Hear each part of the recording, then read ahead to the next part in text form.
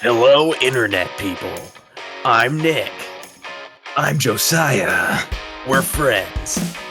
We're playing Marvel Rivals. We're friends and rivals.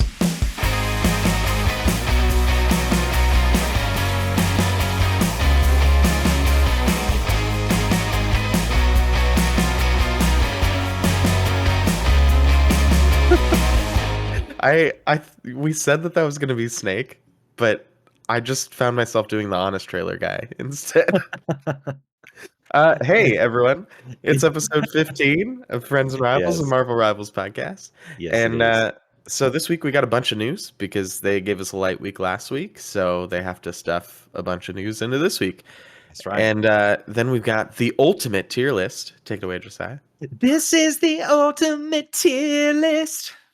And Ultimate destiny. thanks. And we've got a long forgotten character you might have forgotten there in the game, Emma Frost for our hero spotlight. And then of course the Reddit take of the week. How are you doing, Josiah? I'm doing well, thank you. I will not be shamed for having Emma Frost as my hero spotlight. Just a month after she came out. Okay. I warned you. I warned y'all a couple weeks ago. I said I could have put Emma Frost in the hero spotlight 2 weeks ago, but I didn't. I played more Loki. Thank But you for that. I don't have a lot that went on this week, but I do have one. I think I don't know if funny is the right word, but intensely amusing thing that I discovered thanks to the acquisition of my Magneto Funko that I mentioned on last week's episode. Unfortunately, all of you listeners will not be able to see what is happening, but I'm picking up my camera right now and I am moving it to the floor to show Nick my Magneto Funko. Ready? Yeah. Yeah, he looks nice, right? Looks cool? Yeah. All right, watch this. Wait. Why is he falling over one direction but standing up the other direction? My house is crooked, dog. My house is crooked. Wait, I think I remember you discovering this last week while we were recording. Is you were like rolling something and you're like, why is it like something dropped? And you're like, why is it going towards the desk? What is yes, I remember that. My house is crooked. I put him on my desk and he fell over facing me. And I'm like, oh man. I said to my wife, I was like, oh dang. And he doesn't have a lot. Most Funkos have like a hole on the bottom of the foot. By the way, mind-blowing fact, Funko owners who are giga chads like myself and remove all their Funkos from the boxes. Most Funkos come with a plastic stand for their hero. But anyway, he didn't have one, and I'm like, oh, what a bummer. Like he's just like his feet are too small, his head's too big, whatever, falls over. And I like set him down the other way, and he stood up, and I'm like, wait a minute. And I'm like, oh, it's got to be my desk. How weird. So I put him on the floor, and nope, still works. He falls over if he's facing behind me, and he stands up if he's facing forward. So my house is freaking crooked. This is a How I Met Your Mother episode. I need to grab my longboard and just sit at the other end of my living room and glide down. Yeah, we got to think. What else could you do that would be fun with that? Yeah. There's got to be things that would be fun with that.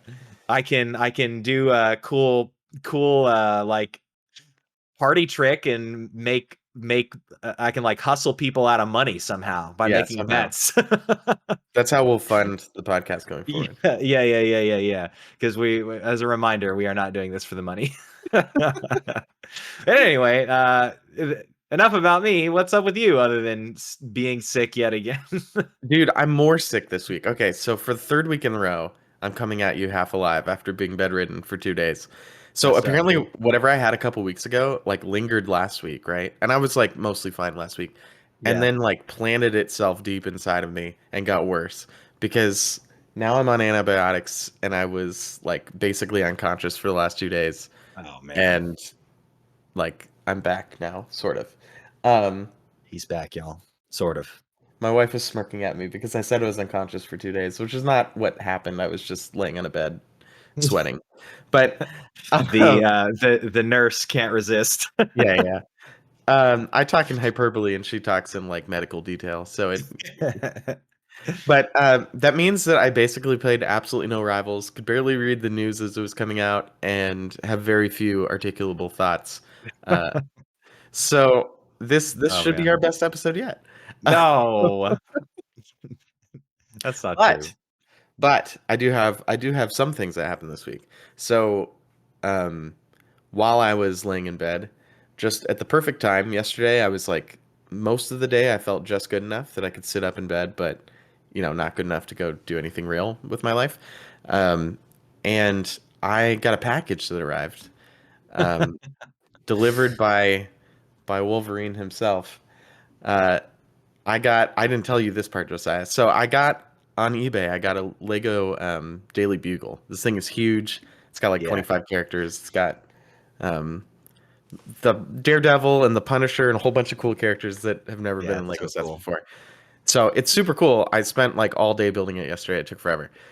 But the package that arrived in, so I got it for like $110 off on eBay, um, because it was already built. And the guy Oh, it there were was enough. already built. Yeah, yeah. Oh, and he So just deconstructed it. he deconstructed it. Oh, So I this is see. I what made see. me buy it. Even though it was discounted that much, what made me buy it is he was like, "Yeah, I've taken it apart and put it back into like all the pieces back into the specific numbered bags that What? Lego puts it in so that you can have the same building experience going through because the instructions will number the bags and put specific parts in so you can build it in order, right? Without having this Okay. giant massive pieces on the floor." Pro tip, if you don't care all that much about the collectability of a thing, just buy a Lego set, build it, and then deconstruct it and sell it for, 20% Well, off yeah, or I mean, whatever. you could, yeah. Yeah, But renting what I'm saying is, Legos. so the fact that he went into all of that trouble to put them back into the individual bags in order, I was like, okay, Yeah, yeah. this guy's This legit. guy's This isn't just a yeah. scam being like, oh yeah, and then it's not really Lego or whatever, right? So I was like, okay, I'll get this. He's showing like incredible care and it's a cheap price. So it just means he's like some really careful dude, but that just doesn't want it. Like, awesome, I'll take it. Well, he was super careful in everything except packaging because Oh he no. threw it back the in the regular like in the official box from Lego that it comes in, Oh my which those gosh. things are like paper thin Yeah, cardboard. right, They're for right. store shelves, they're not for shipping. And he did not put it inside of a shipping box. He What? just sent the used Lego box in the Oh my mail. gosh. So this thing, I said it was delivered by Wolverine. It literally has like I should just grab it for you, Josiah, so you can see it. It has a gash like down the front of it that's like you could fit your arm through it. Like, yeah, here it is. Here it is, right here, just for Josiah's eyes. Do you see that? Oh This my is goodness. this is me putting my Yeah. hand in it. It goes all the way from one side to the other, and then on the bottom, every corner of the box has giant holes in it. So Jeez.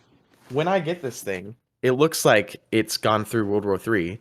And then I open it up and there's all those numbered bags, just like he said, everything's like super well packed. This is great. I'm like, okay, well Crazy. at least like it looks like everything's here.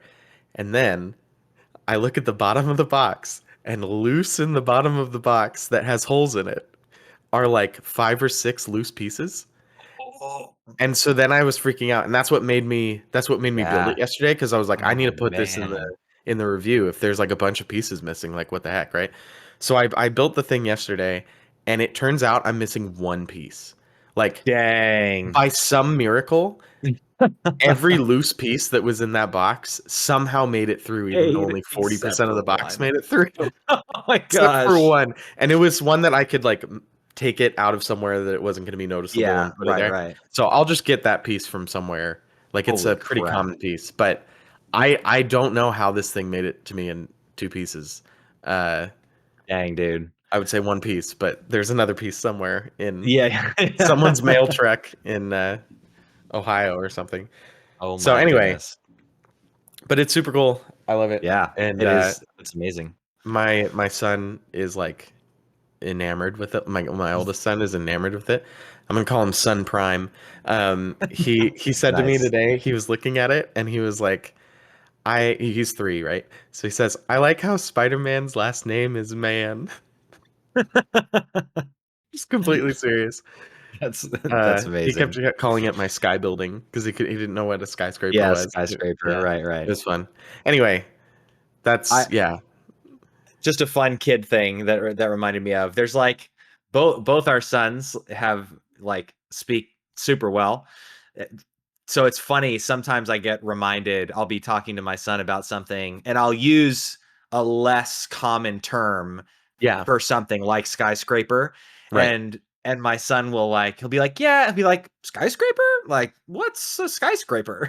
And it's like really funny, like way too old for his age, like emphasis of like, what's that?" Yeah. It's so funny. I love that. Kids are fun. Yeah. Last thing Well, before I got sick, oh yeah. we did get to see Thunderbolts last week, Oh my and gosh, it was yes. so good. It I've was great. heard I've heard nothing but good things, and yeah, Bob Iger's touting it as like the return to form for Marvel, which is a good sign, I think. I Well, still haven't seen.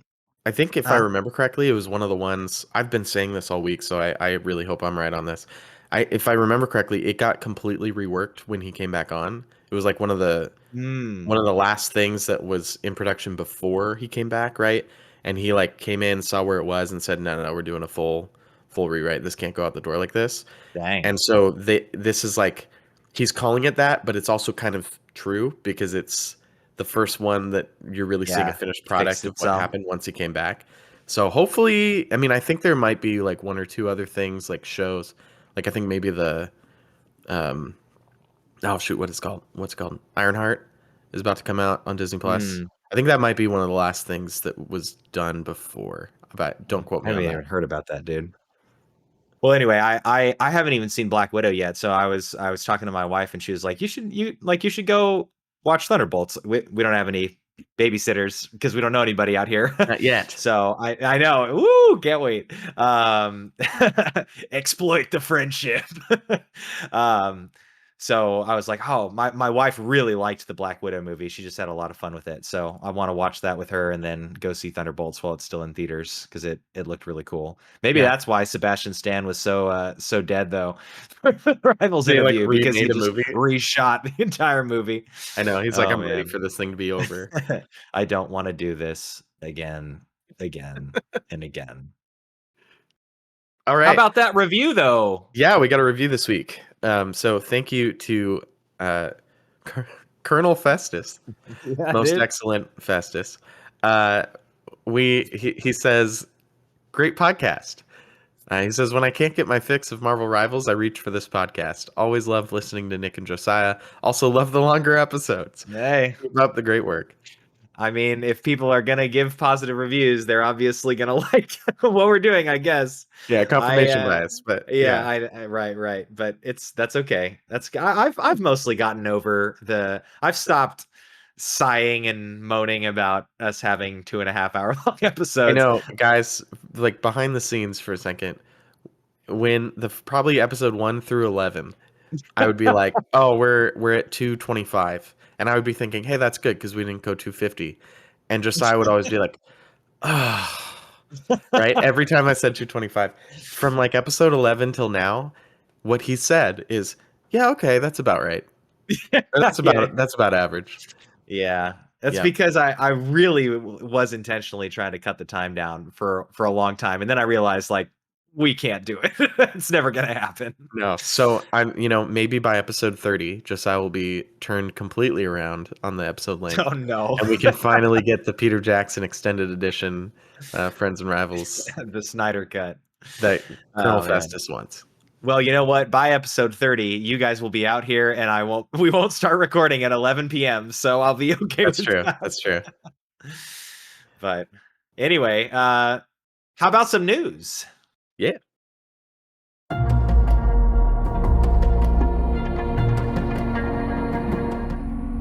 So yeah, a bit more news this week. We got a patch basically the day after we recorded our last episode. I Yeah. think it was actually, yeah, literally. And then we got a dev talk. We got volume 14 of that, which we'll just kind of acknowledge it and get into the larger patch that's going live tomorrow. So on the 15th, this will be live when you all are listening to this episode. We got an Art Vision volume 2. We got we got the we got a lot of stuff. So A anyway, lot of stuff. Let's just start going through it. Yeah. we'll just jump right in. So with the update that happened right after we recorded, they announced part 2 to the giant size brain blast, which is giant size hive mind. So Which you had mentioned that it felt a little short. yes, Right? yeah, So it was this is short cool. and it was, and I was like, and it's weird that it still had a timer on it when it had ended, and it like the timer still didn't like check out with this like refresh, but They yeah, knew when the so next patch was sitting, which is where that timer ran out. They were just gonna continue the right. So yeah. So this has been on for one weekend now. Did you get a chance to play it at all? I did not. I played one day of Rivals before I got sick, and I was playing comp, I believe. So I Oh didn't yeah, actually try this. And then I figured I could just try it on Monday, and that didn't happen. lol. So I haven't tried this yet. I want to try this. Oh wait, I couldn't have tried it on Monday Yeah, you anyway. couldn't have tried it I don't Monday. know what Yeah. I was thinking. What Sunday ended up being a lot longer than I thought it was going to be. But I want to try this weekend because it's still active this weekend. Yep, for sure. I actually don't work this weekend, so we're trying to do some other family stuff, but I will definitely be playing it again. Because I really like the Brain Blast, and I think adding the clone rumble aspect to it is really cool. And I like that they just unlocked it too, that you can just have all Lokis Oh, you and can. like, yeah, there's no restrictions to heroes. So it's not the So Clone Rumble pick and ban no, thing. It's just uh-uh. everyone can play whatever they I want. don't know about the pick and ban, but I think it is still like there's two characters to pick from. I think that does still happen. I'm not positive because I didn't get to play it, but it's all just open now. There's no restrictions on characters like there were on the Clone Rumble. Oh, Like you can only play You can specific play characters. Loki. That's what you were Yeah, you saying. can play everybody. Yeah. Oh my. Yeah, Wait, so yeah. the Doctor Strange thing works, or did they turn the portal off like during match? I haven't seen anything. I haven't looked it up. I probably should have done that before this, but they say there's no hero restrictions. So, All right, um, we all owe it to the world to all yeah. go in and play Loki and hit as many clones as we can. Yeah. 36 clone game. Let's do it. Yeah, please. All Loki, all Doctor Strange, all Lokis versus all Doctor Stranges, and then all the Doctor Stranges make the portals, and all the Lokis become Doctor Stranges, and all make their portals. Right. So if we And want to max this fly. out, if we want to max this out mathematically, we need 11 Lokis and one Doctor Strange. Yes, there you go. There Put you all the go. clones out, and then everyone copy Doctor Oh, Strange for the and do the portals. oh, I'm so scared. I want to And see that then happen now. and then everyone ult as Doctor Strange and put everyone's souls out there too. Yeah. Yeah. As Yes. many translucent character effects as we can come up with at once. Yeah. That'd be amazing. Well, in addition to that, we got some other really cool new content. Actually, I love this kind of stuff. So they updated the spray wheel, the emote wheel, to Yeah. now be a two separate things. So when you hit, I don't know what it is on console, but T on PC, you can now click to different pages of sprays and emotes, so you don't have to decide whether you want to have your cute little Jeff spray or your character's emote anymore. And I think that's really cool. Now, I did look at this a little bit. I do feel like unless I'm missing something, I feel like this was implemented better for the emotes than it was for the sprays. So initially, how I read it was that we were going to have a universal spray wheel that you could select if you wanted your universal sprays or hero specific ones on each hero. But what it actually is the other way around, where you can take one of your hero's spray wheels and set it to everyone else. But what that means is that's really nice Mm. if you want to have one spray wheel for all of your characters. Oh, yeah, But that's weird. if you have a specific character that you have like a lot of sprays specific to them, right? Like Emma Frost, you have the X one Yeah, that just came out or whatever, and you want to have her have both Emma sprays, but you don't want everyone else to have those. Like now, if you overwrite, you're gonna overwrite every hero with whoever that current one's sprays are, as far as I understand it. I've Okay. been too nervous to like try it and see if it Yeah. lets you Ew, just no, say not like worth it. you know what I mean? So Okay.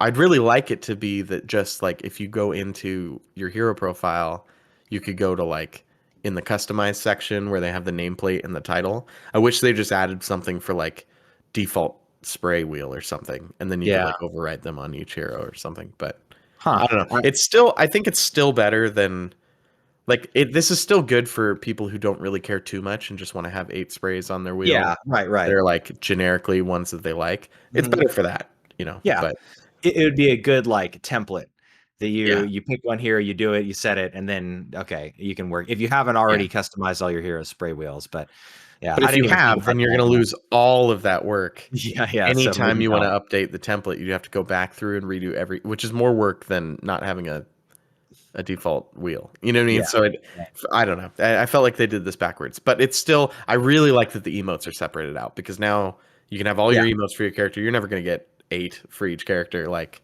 Right, you can right. just have all the emotes and still have sprays, which is nice. The only QOL thing I wanna see is, so by default, when you hit T, it's emotes, not sprays. Mhm. I'd like to be able to choose because I think it's when you die. It's either when you die or when you like rematch make. So like if you hit T and you switch to sprays, it'll stay sprays when you hit T until either one of those two things happen. I can't remember specifically which one it is, but I keep wanting to like jump and spray on something and I'll jump and it's the emote wheel and I'm like, frick. Now I'm blowing a kiss at the enemy instead of spraying. But yeah, anyway. Yeah. The second thing that they did is also really cool. I love this a lot. Like these are small details, but they make a huge difference to me. Portraits in the heroes list have Yeah. now been updated to reflect their current costumes. Okay, I this one love I this. didn't see in the patch notes when I read the patches about the spray wheel. Oh, So then I was just flicking through the hero thing. I was like, "Whoa, what? What?" whoa. So that was such Yeah. a great aha moment. It was wonderful. Yeah. So cool. I really, really like that a lot. It just adds more. That's like a thing. I'm trying to think of the game that does it. I know Overwatch changed your like character portrait in game, but I don't think they changed the like hero selection wheel. But there was a game there are games that do that. And I always anytime I play one of them, I'm like, yes, I love this. I wish more games would do that. And I'm so glad they did it. It just adds an extra layer of like pride in the skins that you own, which is super Yeah. cool. All right, So next they need to do it yeah, on the hero select menu yes, in yeah, game. That'd be cool. Although that might be harder when you're trying yeah, to do it quickly. It might be hard if they don't look exactly the same every time. So right. maybe it's best to not do that. Well, Dev Talk Volume 14, it happened. It happened on the 13th. So they talk about how on the 1 year ago in May, Marvel Rivals launched with the closed alpha test, which is crazy that it's already been a year since players have been playing this game. It's feels Yeah. I mean, well, obviously we were only playing since season 0, but it's crazy how long like people have actually been playing. So to show their deepest gratitude for our unwavering love, they're dropping a big update with the Galactus gift event. So we'll just kind of like move on to the actual patch notes that talk about it. And yeah, so just today, the 14th for us, they dropped the new patch notes, which are going live on the 15th. So this is all about Galacta's Gift, which is the relaunching of the Season 0 Battle Pass. So there are two things associated with this.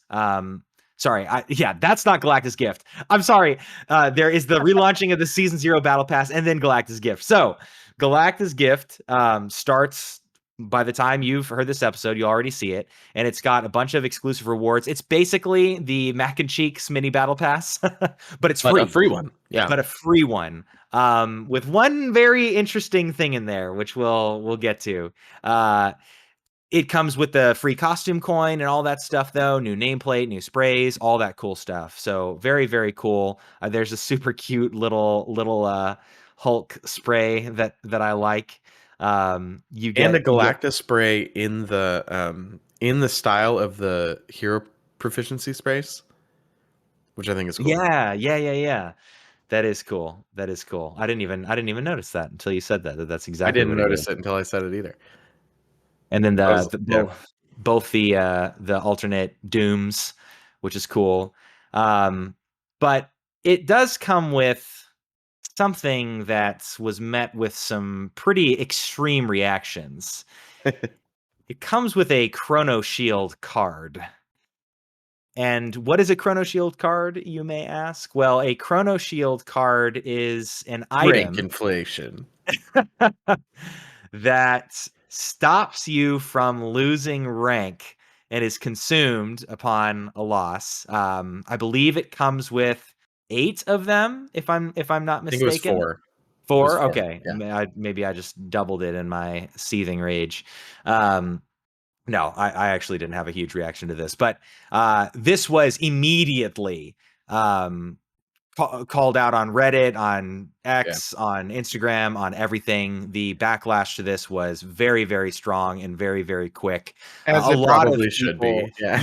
Yeah. yeah. A lot of people getting PTSD for the introduction of pay to win mechanics. Obviously, I think this is a huge first thought. They're like, "Oh my gosh, mobile game developers, free game, like this is it. This is the rug pull right now. Like they're starting it. They're starting the pay to win or uh pay to win. Someone said pay to win in the Reddit, the big like 4,000 upvote Reddit post, and one of the top comments was like, "It's not pay to win, it's pay to not lose. There's a difference." Right. Yeah.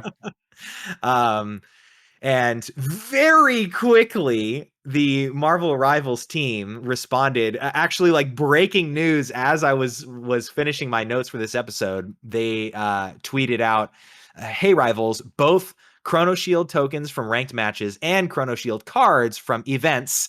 Interesting events. So Yes. they're I was planning on just going to doing it point that more out. in the future. Yep. Well, also events, not like they could have said various sources or whatever and Oh left it yeah, open to sell them, which is what yeah. the pay to not lose would have been. But Right, events makes it sound like they're only going to give out a specific amount that the entire community can get in events. right. Um, but yeah, they will not be for sale and are only usable for gold rank and below. So the purpose is to allow lower rank players to enter rank mode with even less pressure through this mechanism. Um, cool thing for me, I'll just get to lose my next 4 games and not have to worry about it because that's the way it goes for me. Yeah. I had like an 8-game loss streak this week.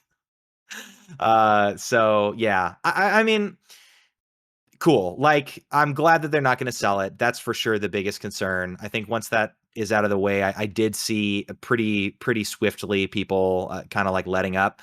Yeah. However, I mean, you mentioned it when I said it. Rank inflation is the big conversation. I think they're doing everything in their power to avoid not doing placement matches for some Right. reason. I Yeah. don't know why they are so afraid of doing something like that. Um, I can see some good in this with like we have both talked about how frustrating it is to be stuck in bronze when you don't belong there, but then why have bronze? Like Right. if Yeah. you're going to do things like this, like why have it at all? Gold is just going to become the new bronze. And like you said, rank inflation, a penny becomes meaningless, a dollar becomes meaningless. Like I don't really get what their thought process was behind this. So that all does change quite a bit though, with this. Well, so the question is this clarification that's only for gold rank or below, or is it a change based on the Oh, backlash? And the way that they word it, they at least yeah. want you to think it's just a clarification, Yeah. um, because they're saying that the stated purpose of these things is for that rank. Now, there is a lot more nuance and some more cleverness if the point is for these to only be gold rank and below and to be super limited in when you get them. Mhm. And I can't find clarification on this either way. Maybe maybe I Hmm. missed it. Um, but are these triggerable or are they just 4 extra ones thrown on the pile where your first 4 losses after you get them, you don't lose them? I thought Yeah, they were triggerable when I read it initially. And if that's the case, then these are super interesting. well, I don't. I mean, I don't think there was anything said there, but my default would be that no, that they just happen when you lose. That it's just consumed in place of a loss. I thought they were triggerable. Well, let me just at least give you the hypothetical. If they are something that you decide to use, then there's actually some really nice utility of this. If you use it when you are right about to go, like if you're at the top of a rank, right? And you're just about with one more win, you're about to go to the next rank. Oh There's yeah. that negative 30 point um, floor at the bottom of the Yeah. rank above Yeah, to like yeah. keep you in that rank if you lose like your first game when you get up there. So if you use one of these right at the top, you'll keep yourself right at the top so that one more win you can get into a rank, and then you'll automatically have some buffer when you get there anyway, right? Whereas if you use this in the middle of a rank, like, okay, whatever, like you just did Yeah. lose points, and the next game you gain them back and whatever. But there's something kind of interesting there with these if they're triggerable. But the other thing is if they're very limited use, like they're only giving them out in events, right?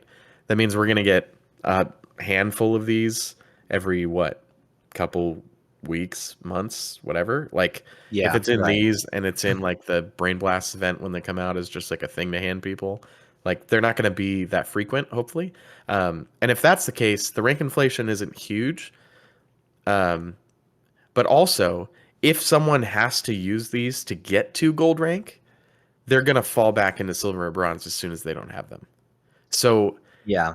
boosting all the bronze players into gold. Gold won't stay as the new bronze, but what it should mean is that you can get out of bronze elo hell, and then if you really deserve to be in gold, you can stay there, Yeah. right? But you can use these to get out, and then the people who use these to get higher than they should be will end up falling back.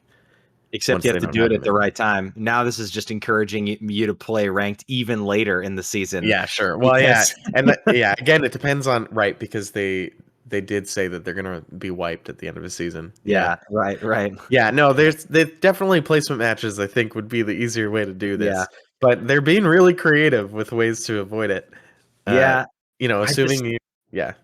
I just don't know why. I saw some comments just saying like, cool, another reason why I'm not interested in playing ranked in Marvel Rivals right now. Like there's a lot behind it. Like we were gonna bring it up last week and just didn't have time because it's such a long thing, and I don't think we will this week either. Maybe we can actually make it a main topic at some point.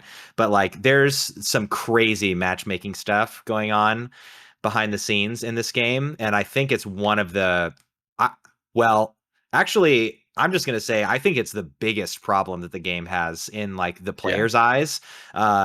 Who knows to what extent it's actually like true, but people definitely perceive it. Yeah, anyway, so We would yeah, need to do a little bit more research on that before we talk about it too yeah, much because I'm not even sure if it's ranked or quick play or both. And yeah, that would be right. very different. If it's quick play, it's not that big of a deal. Right. But And we won't dive into it, but just if you want to look into it at all, it's called the engagement matchmaking model, engagement-based matchmaking. So yeah, something very interesting that the devs were at least talking very seriously about. It's never been like confirmed that it's in the game, but people have done right. some math. NetEase was talking very seriously about it at conferences Right. NetEase. Yeah. like a year or two ago, I think. Right. So we don't know that it's in Rivals, but what were they developing it for if it wasn't Rivals? Yeah. Yeah. Anyway, So all of this was free, by the way, Galactus gift. If I didn't say that, there it is. So that's a huge point too. What is not free, however, and I'm actually really glad the way they did this, Season 0 Battle Pass returns. So for a limited time from May 15th to May 29th, so really tight window, you can pay 590 Gladys. Oh my gosh, excuse me. And you can get the Season 0 Battle Pass and earn all those rewards. So super cool for people who missed Season 0. A couple things of note here. 590 is more than what it cost when it first came out. So what they were careful to do is they don't want to encourage people to not buy the battle pass and to just wait. So you are being punished in a sense for not having bought it. But if you did miss it, I mean, shoot, in the conversion, 90 cents, honestly, at the end of the day, whatever. That's cool for people who came in a little later or, had life happen and didn't get a chance to play for a season or whatever. They mention that they will, they don't like say 100% that they're going to, but they're considering doing this for other seasons too. But that there would be at least a 2-season gap in between the release of another battle pass. So the re-release of another battle pass. So yeah, that's cool. Yeah, that's a cool thing for them to I do from time like to time. that. Yeah. Last thing from this patch notes is they added a new feature for custom games. So we'll have to test this out and experience it for the first time. You can do pick and ban in custom games now. So that's cool. That's pretty cool. So that people can sit on the outside of the diner window looking in, being like, wow, look at that. One more thing in this patch. This is not our normal sentence that's said, but it's still within the spirit Yes. of what Yeah. keeps Yeah. us happy. Patched various voids in the Krakoa and Clintar maps that could trap players. We feel safer. Thank you. Now I can't even remember what the original language was. What was it? Do you Oh no, remember? don't put me on the spot with that. Oh no, I'm sorry. Anyway, moving on. Any other week I would be able to recite it by heart, but this week my memory is gone. Right. Something about terrain. Yeah. They use the word terrain.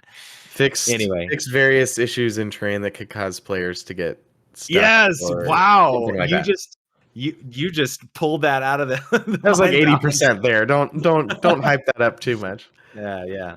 Well, All right. anyway, so that's all the patch note stuff. But we did get Art Vision Volume 2.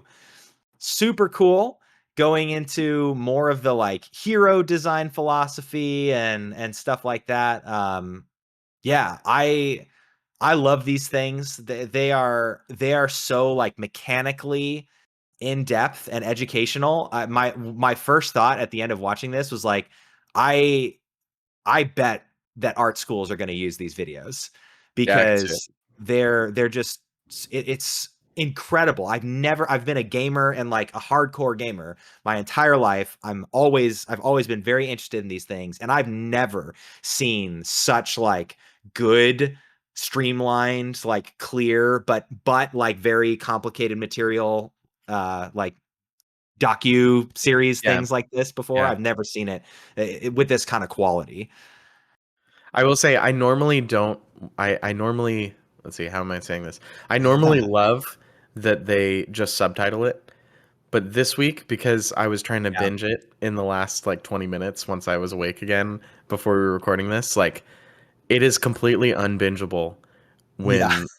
when like you're reading off subtitles, right? Because I can't speed it up Right.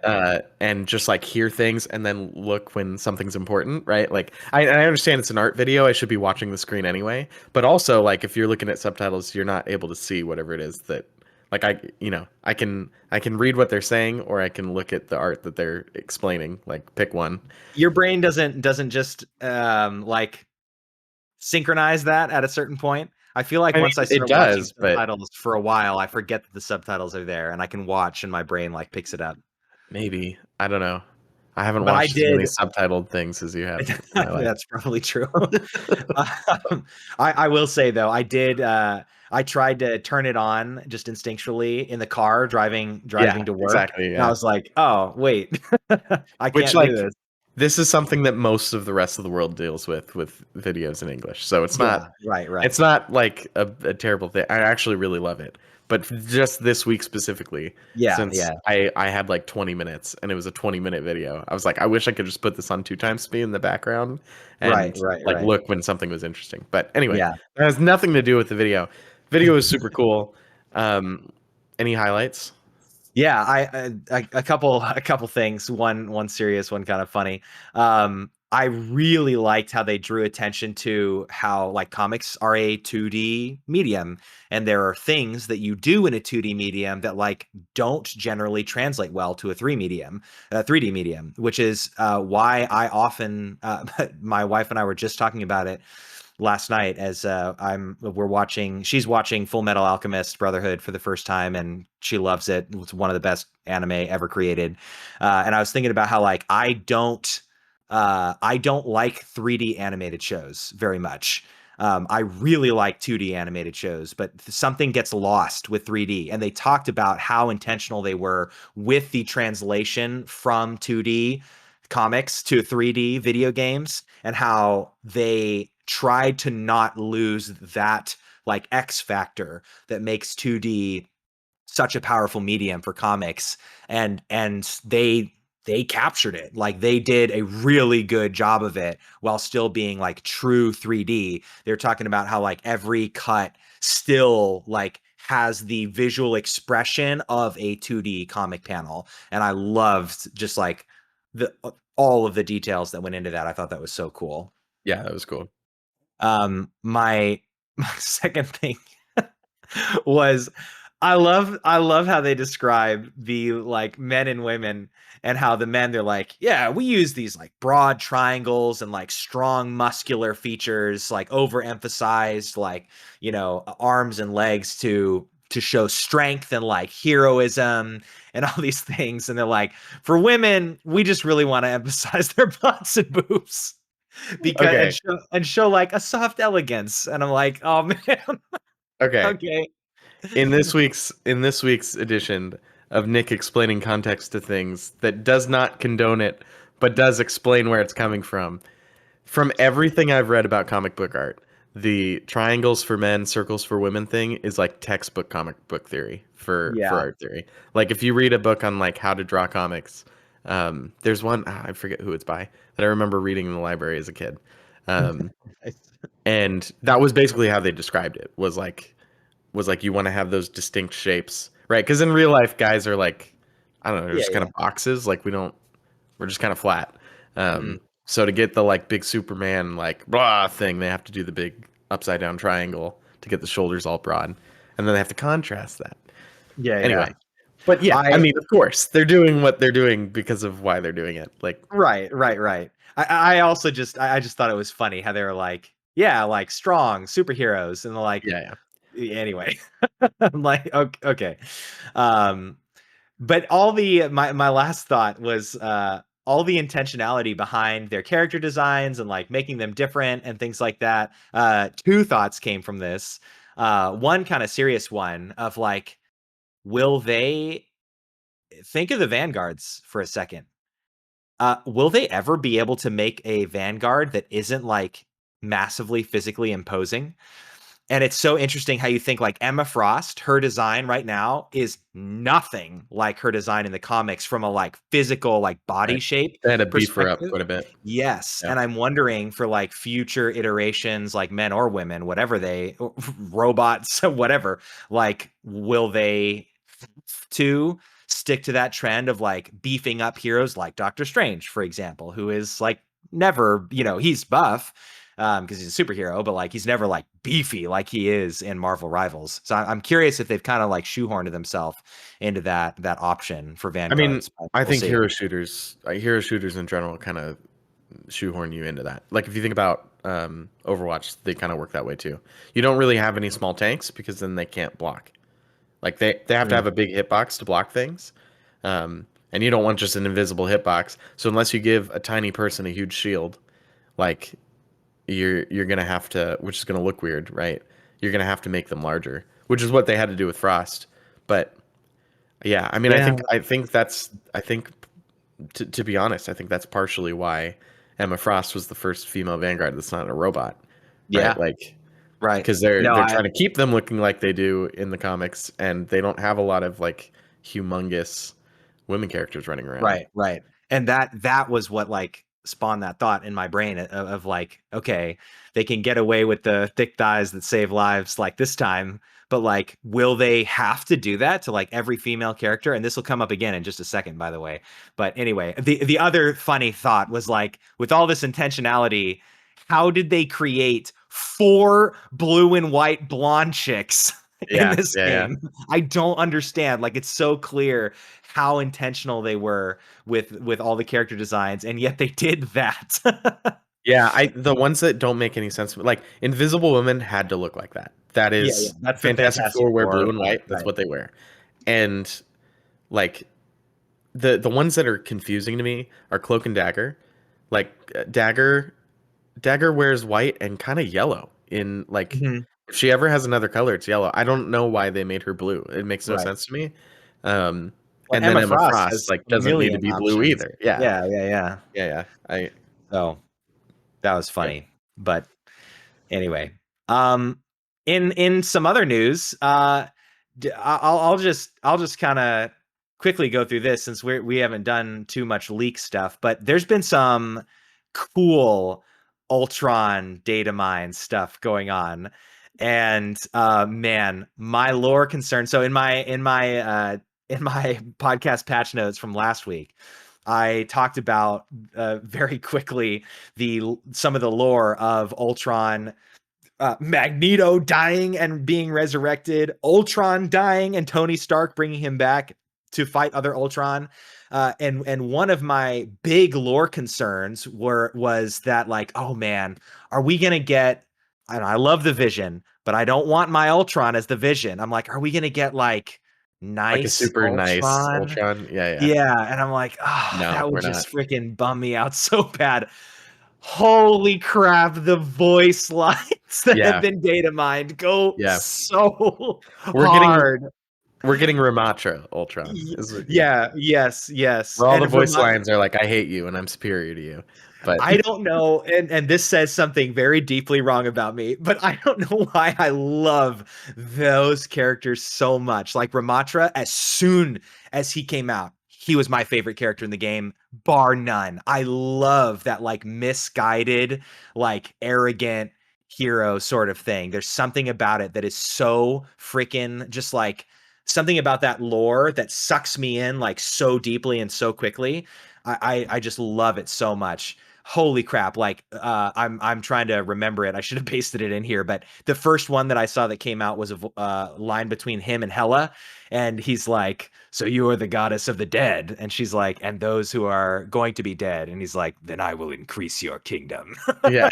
I'm like, holy crap, all the voice lines are like that. But one of the voice lines, have you heard about this one? What I'm I gonna read a say? bunch of them, but I don't know Okay. what you're I One can't of read the your mind. voice lines is clearly directed at Captain Marvel.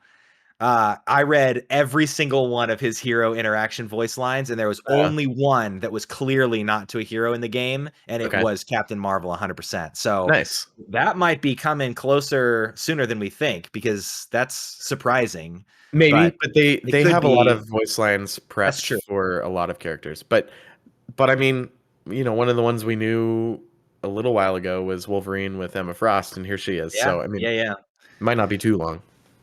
Still, where's my blade? Blade. Oh, yeah. Also in Art Vision Volume 2, also dual wielding swords in Art Vision Volume 2. They had a quick snip of him, but anyway, Interesting. yeah.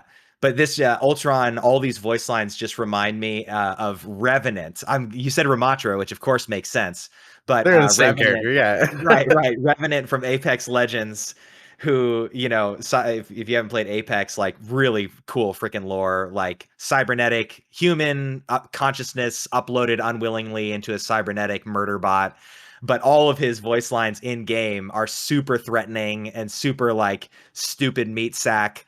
And I Right, yeah. love the thing that like was the link for me in Apex. When you like help somebody, it offers you like a quick prompt for a thank you, and Revenant's thank you is always like, ugh. Just like totally doesn't care. And one of Ultron's healing response lines was like I don't need healing, thank you, or like something like that. It was like it was a rude response to getting Right, yeah, healed. yeah. So anyway, all that to Kinda like say, was Ultron knew me. healing. Why would I need healing? Yeah. Yeah. But I loved it. I loved Well, it. it could be next week that we get all the Ultron news dropping, or the Yeah, week after. I'm not sure, but we're getting close. for And I sure. realized too that season 2.5 is going to release like maybe a week before Rivals is 6 months old since launch, because June Yeah. 6th is going to be 6 months. Right. So Yeah, and the 30th is, I think, the widely yeah, expected launch date for 2.5. So, yeah. Well, all this Ultron spite hype has put me in a bit of a mood. I'd like to give a brief disclaimer. The views and opinions expressed in this crash out are solely Josiah's and do not necessarily reflect the views or positions of any entity he represents. or me. Or Nick. Necros. We talked about Necros and the strategist strike. Well, Necros has doubled down, and then Necros has tripled down. So if you are not in the streaming world, which I'm not either, honestly, but I'm in the Rivals world, so here we are. Necros decided to not only make a statement about strategists being idiots, he decided to attempt to prove himself right by solo strategist queuing all the way to top rank. And You know who he was playing most of the time for that? I'm just curious. Loki. Loki? Okay. Yeah.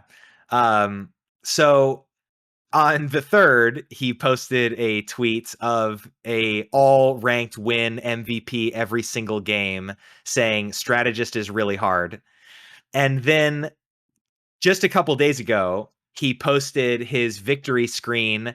Those, by the way, that all MVP screen was in bronze and silver. Looking at Yeah. Yeah. Oh, I'm so glad you called that out. I forgot to say that. Yeah. So someone in one above all plays on an alt account in bronze and silver and gets MVP every game and says, Yeah. "Wow, yeah." Yes, and this is a Smurf account, by the way. His account was literally the hardest role. Like, he's just being a jerk, smurfing. I'm so glad you said that. I did not want to miss that. And then anyway, he tweeted just a couple days ago the hardest role, and it's a screen cap of himself getting to Celestial in solo queue ranked as a strategist. This just in, a team of 5 dudes and a silverback gorilla annihilates a team of 6 dudes, regardless of whether the gorilla is wearing a dress or a suit. When asked for an interview, Gorilla is quoted as saying, GG easy. Of course! Necros can climb to Celestial as a strategist. He is a top 1% full-time pro gamer. He does not have the point he thinks he does. No. Thank you for contributing absolutely nothing of value to the conversation and turning the community against each other. I award you no points, and may God have mercy on your soul. I don't know what else to say here to turn the Necros fans against me and against this podcast and to get a bunch of 1-star review bombs now. But there's my cope if we get another 1-star. Yeah, there it is. But like nothing, this whole thing, it was literally pointless. Like nobody thought that a 1% pro gamer couldn't get to Celestial playing freaking strategist with a blindfold on and one hand tied behind his back. Like, of course he can. This says nothing about the like endemic issues with what is generally going on with strategists in the team comps. Like, again, the rival. Also, this is post strategist buff, right. which did fix a lot of the problem. So like this whole thing just absolutely sent me into a seething rage. Well, the funny thing is, if you want to go with the like 3 brain cell logic here of I've got to Celestial on a roll, so therefore it's easy, even though I haven't played it much. You could also turn that logic around and pick another arbitrary like thing to pick on and go, wait, so you're a Celestial strategist player and you got to Grandmaster on Duelist. So Duelist must be an easier role than strategist then. Because you're higher up on right. You know what I mean? Like that makes no, like that is a completely like dumb take, but it's the same take just in a different direction. Like he can say, well, I've never really played strategist and here I got this high on strategist. Or you could say, well, like, but Duelist must be easier because you got to a higher rank. Like there's just why engagement. That's why. It's true. Unfortunately, it's engagement that is fueled off of like literally setting people against each other, which is what makes me so upset. It's I couldn't care less about what a streamer does otherwise, but it's like, man, it just sucks that you have to use your platform. Like genuine critique here. It just sucks that you have this huge platform and you're going to use it to like hurt people. That really bothers me. But because that's the thing is like you might be getting a bunch of interesting stuff from having this go on and like people are checking in to see what's going on, but like it does happen, like not to make him seem more important than he is or whatever, but like it does have a ripple effect. I've seen people in games like dissing on their strategist because Necros said so, and so like you are literally making it way worse of an experience for a large number of players because the trolls now have more ammo to use against people. Like it just and on the players, like where this came from is the reality is sorry to say this is just true. You're not going to win a game with no strategists. You can win a game with no duelists. Like you can. It's you have to. You're not going to very often, but you could. No, Yeah. no, right. But you could. Like you will not win a game without getting healed. And so like it's yeah. I like playing strategist, but it is like you have to sacrifice some things to do it. Like I think a lot of strategists like feel that way anyway. But anyway, all that to say, what a bummer. Don't flame your strategists. Be chill to everybody. And anyway, here's more skins. Yeah. So we got the Peach Momoko designed Punisher skin, which is super cool. He's like, yeah, he's got this whole cool Ronin armor going on. Yeah. Which is, cool, weird for like a character who's all guns, but it's I love it. Right. It's Gotta super come from cool somewhere. looking. Yeah. Yeah. And then we've got Namor. And if you didn't want to see any of Namor's skin, here's the skin for you. The no skin for you. Yeah. He's got the X-Men retro uniform, just like Psylocke and Magic, and his has him completely covered. Fun fact about the skin. In the lore for this season, one of the events that happens is all of the heroes get their clothes damaged, and Wolverine knows where to take everybody to get new suits. And it's the X-Men suits. It's Namor, Magic, and Psylocke. And Namor makes a comment. He's like, I'm not used to having this much of my skin covered. So it's literally, he feels that way too. That's so funny. Yeah, well, if you wanted to play Namor but didn't want to look at his butt all the time, now you can pay a bunch of money and, have a conservative experience with Namor. Should we do some patch notes? Yeah, let's do it. Patch notes. Let's do it.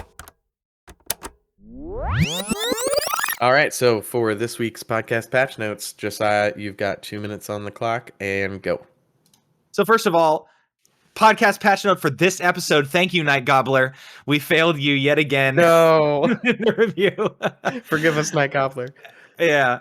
But anyway, moving on. So if you were one of the early downloaders of last week's episode, Nick was not a bully. This is a podcast patch note that must be said. There was some syncing. I'm using my time for you. There was some syncing issues with the episode that Marcy, our editor, thankfully fixed halfway through the week. But if it sounded like Nick was just rudely cutting me off repeatedly, or that I was very, very thoughtfully taking my time and responding to questions, that's a nice way to put it. Yeah, thoughtfully. Yeah. yeah. That's sorry. We'll make sure that doesn't happen again. I was just anyway because we were having jokes and then I was ruining all the punchlines because I was saying them before we finished the joke. Dang. Anyway, also a recap. So Bucky is no longer my 33rd most played character. After last week's Hero Spotlight, I really enjoyed playing Bucky, and he's now my 10th most played character. Nice. I played him nonstop for basically every single match I played this week, save for a couple. Man, so freaking fun. I did mute all chat when I played him for the first time because I was so afraid that I was going to be so bad, but I actually did well. I still feel like I'm kind of like clunky with him, pulling off all his combos and stuff, but I do really, really like him. Also, I had mentioned either last episode or a couple weeks ago that I had heard rumors about a new map, and it's basically through data mines been 100% confirmed that there is going to be a new map for this season, and it's Araco, the sister to Krakoa. Oh, nice. Yeah. Time. Cool. So for me, I don't really have. I mean, so here's okay.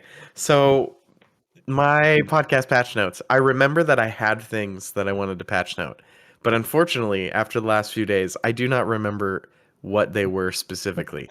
So if you want to go on a scavenger hunt, I can tell you first. Josiah said something wrong about Winter Soldier, and I wanted to correct that, and I don't know what it is. And then secondly, I said something wrong about Winter Soldier, and I don't know what that is. And sorry. No, actually I remembered the Josiah one. We were talking Of course. which makes sense because it was before you knew what his ult really did because you had played 5 minutes of him, right? Yeah. So I had said something about like there's supposed to be a mark that shows on people who Yeah. will die instantly Dark when you red use it. bar.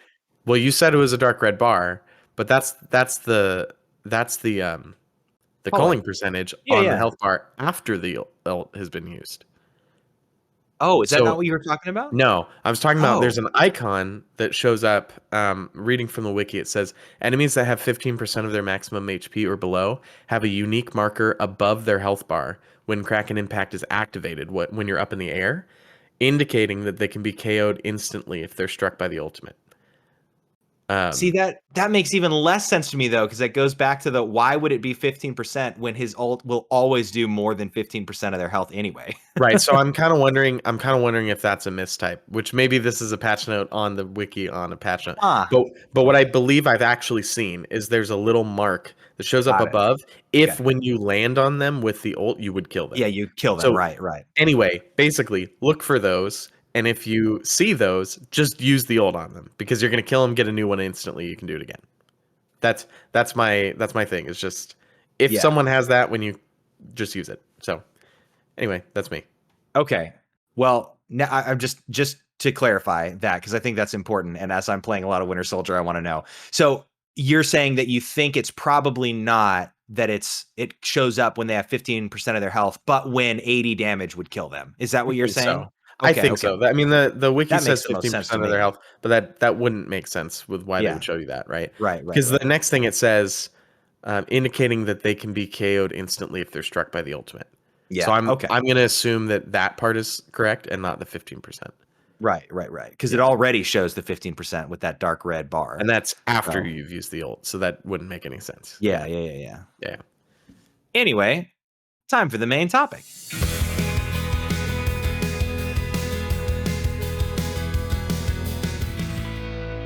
This week for our main topic, we are doing a tier list again, but we are doing the ultimate tier list. And Of Ultimate Destiny. yes. No, actually, literally, we're doing an ultimate tier list. So we're going to go through each character and think specifically about their ultimate abilities and determine where we would put them.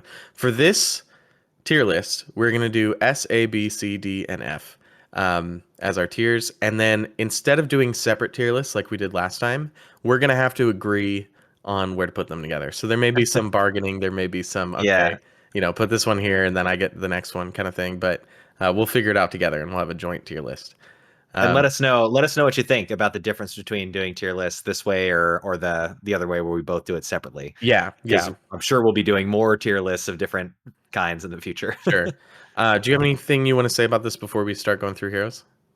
Well, I was just thinking about it right now as you defined the tiers. I'm curious, instinctually, because we decided we were going to do it this way. I didn't like do it on my own because I wanted it to be natural. Yeah. I feel like I don't expect any F ults. I feel like the ults in this game are pretty good. There's like one person who comes to mind as having the weakest just off the top of my head, but I don't know that there's any like bad Sure. ults. I mean, that is a question. Are we going to try to bell curve this? Like, because I mean, I would imagine like, every ultimate ability is a good ability, right? For the most part. Yeah, it's the ultimate. Right. So I did this myself once earlier, just trying it out. And at first I started putting like everything in ARS because I was thinking of it as like, oh, this ability is so good. And then I had to realize like, it's not, is the ability good? It's as an ultimate, how much better is it than the other ultimates? So I think there might be like one or two that end up in F in that instance. Well, I think that starting with the character we start with is a good way to set the stage. Yeah. That's true. Before we do that though, I didn't want to lose my streak. So the last few weeks I had been creating increasingly complex spreadsheets to talk about our freaking goodness. to talk about our opinions. And though I was on my deathbed this week, Josiah created this just for you. What am I even looking at right now? There's too much text on the screen. Is that? Okay. Holy troll meme from 2009 Batman. So I'll put this in the show notes. I just gave Lol. Josiah an Excel spreadsheet called Nick's Ultimate Spreadsheet for ranking ultimates. And I put tabs for every single hero and made it look like I was just doing this insane amount of research. All I did is I copied and pasted the strategy section of the Rivals Wiki on each page. Oh, thank It took me all of God. 2 seconds to make each page, and then I gave up after like 5 people and just started putting troll faces after that. But Oh my gosh, that's freaking amazing. I knew That it is would an take you a minute though incredible to see it. prank. Oh yeah, I went in. You know what's funny? I even thought about that, so I leaned in and started reading the text. I'm like, oh my gosh, it's about the game, but but it's just Yeah, junk text. I'll put Oh, this in this the show notes for fun. And thank you, Rivals Wiki, for writing an insanely long thing about Adam Warlock. That really sold it. yeah, yeah. Some Adam Oh, Warlock this main came in and wrote a giant strategy section, and that's it. holy Good that crap. was the first one because Black Panther and Black Widows were super short, and Yeah, I was like, like oh my no, what am I mind. doing? This reminds me, this makes me nostalgic for the time in college where I had a makeup assignment due for a thing that I know there's no way they could possibly go through everybody. So I just copied and pasted Chuck Norris fun facts to this one-page thing, and there was no grade associated with it. It was just like turn it in for credit, and That's I got full amazing. credit. That's incredible. Yeah, well, I figured this was also a good way to get me off the hook for continuing to do this every week because now, I've taken it to the Yeah, extreme and I can move on and just do whatever good, research I need to do. good for your health and good for my pride. Yeah. All right. So, let's move on All to right. ultimate tier list. So, we start with Adam Warlock. This should be easy. I'm gonna be real weirded out if we're not on the same page with I'm this. not sure that this is easy. Oh Do we no. want to say them at the same time? Yeah, let's do it. Okay, Let's do it. 1, 2, 3. S. B. Gosh. Oh Okay, no. here's my All case. right. Here's my All case. right. Cut the tape. No, no, no, no, Marcy, no. run it back. No, no, We got to start this whole segment no, no, over. no, no. Nick has lost his mind. Here's my case for B. When it works, Okay. it's obviously S tier. When it works, you revive the entire team, you just win a team fight. 99% of the time, what I see in games, though, is either Adam gets killed in the middle of it, or Oh, he okay. or he puts them all right back into the battle and they get murdered immediately as soon as they revive, or he uses it and then no one dies during that time period and it doesn't do anything. So I think So to balance out the highs and the lows, it ends up being about a B. That's what I'm saying. you're adding another metric to this that I wasn't, which is practicality. Yeah, I Not mean, you're not giving each ult in its best case scenario. You're giving in the like actual how you see it used most of the time. I'm thinking like generally when an Adam Warlock ult goes off, like, am I like, oh shoot, the game just changed? Like, and I'm like, sometimes, yeah, but sometimes it's like, got that, moving on. Like, I don't know, Okay. because I, so much of his character's invested in the ult too. yeah. I'll have to shift my perspective to go there though, because I was kind of thinking of like optimal scenario, Okay, or like in like upper ranks and things like that. But that's not because I'm we've just talked thinking, about this. Like yeah, most players are not in that, so yeah, because I'm just that's thinking like fair. there's Scarlet Witch where you can't rate the ultimate without thinking of the times when it fails, like how easy it is to counter and stuff like that, right? Like Yeah. otherwise it's just S, it kills everyone. But that's Right, that's right. not reality. So this is Yeah, like the yeah. opposite of the Scarlet Witch of like it revives everyone theoretically. Do you want to split the difference and call it A? I'll split the difference and call it A because I still think I mean I don't know. I have to think that like the majority of ults are fails, you know? Like the majority of times that people hit Q, like the thing that they want to happen doesn't happen. Like See, and I don't think that's the true with all of these ults. I think there's some that are all pretty right. Yeah, consistent yeah. that you get Okay. some value. Okay. Yeah. I see your point. I feel like I have to stand pretty strong on A just because it is the only ultimate in the game that can literally like Yeah. reverse a team wipe, No, I'm which fine. is the worst thing to happen. I'm fine with A. Like I just was Yeah. putting it in B to even it out, but A is good Sure, with me. sure, sure. All Yeah. right, we got to go quicker through some of these, so it's going to be forever. Well, Black, that one made the sense to be the hardest. yeah, and it Yeah. was our first one. Black Panther is also going to be hard for me because I've literally never played him. So you lead the way on Black Panther. I'm going C Okay. C for him. It's fine. It's not super high damage. It's not like, you know, it's just a good chunk of damage in a Yeah. horizontal space. Yeah, You know. the meme strategy guide that I made of all the characters, I actually did read the Black Panther part on Oh there yeah. because I was like, I have no idea how to tier list him. And what they were saying was you can do crazy amounts of damage to large groups of people and like set up big kill combos with it. But Mm, like it you got to be, it's like all of Black Panther's kit. Like you have to be really really good with him yeah. to Right. figure that Right. out. I think on average the impact is not going to be as high as most. Right. Right. Yeah. Speaking of not very high impact, how about Yeah. Black Widow? I guess I guess this would be F Yeah, yeah. if I'm thinking of like the best of the best. Like, but I personally have never seen it be used in any meaningful way. I got killed by it Like, once, I think.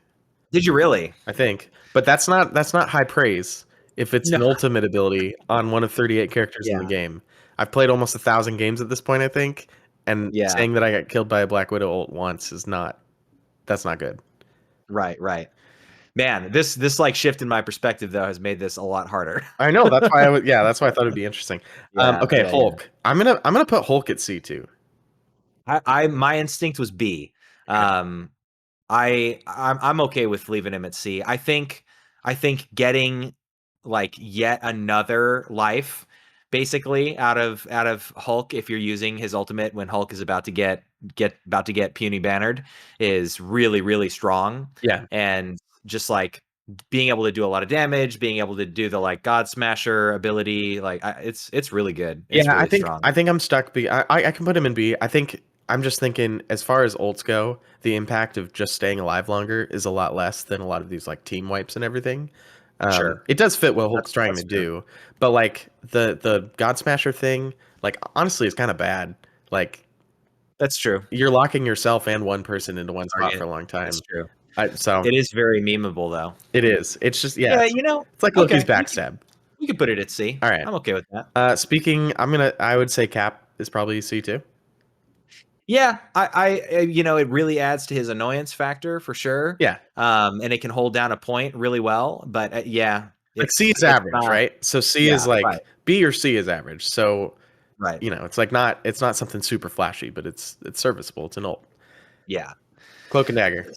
Cloak and Dagger is where I would go S or A again. Me too. I think if we're talking about like ults that very often hit the mark, like Yeah. it's hard to do bad with Cloak and Dagger. I mentioned this in their hero spotlight. Like whether you use it for healing or to secure kills, like it's never the wrong decision, basically. So you you have to try hard to do this poorly. Yeah.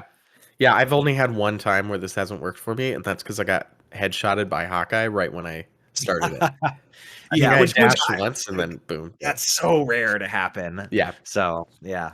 All right, Doctor Strange. His ult. I have Agamotto. I would have put it at A before the nerf to his Maelstrom. And now that you can't get like the instant kill, Yeah. I'd probably put it at B Yeah. now. It's I'm still there really with you. good though. It Maybe is low good. A. It is good. I'd put it at B. Okay. I'm okay with him starting off B tier for that. Emma Frost.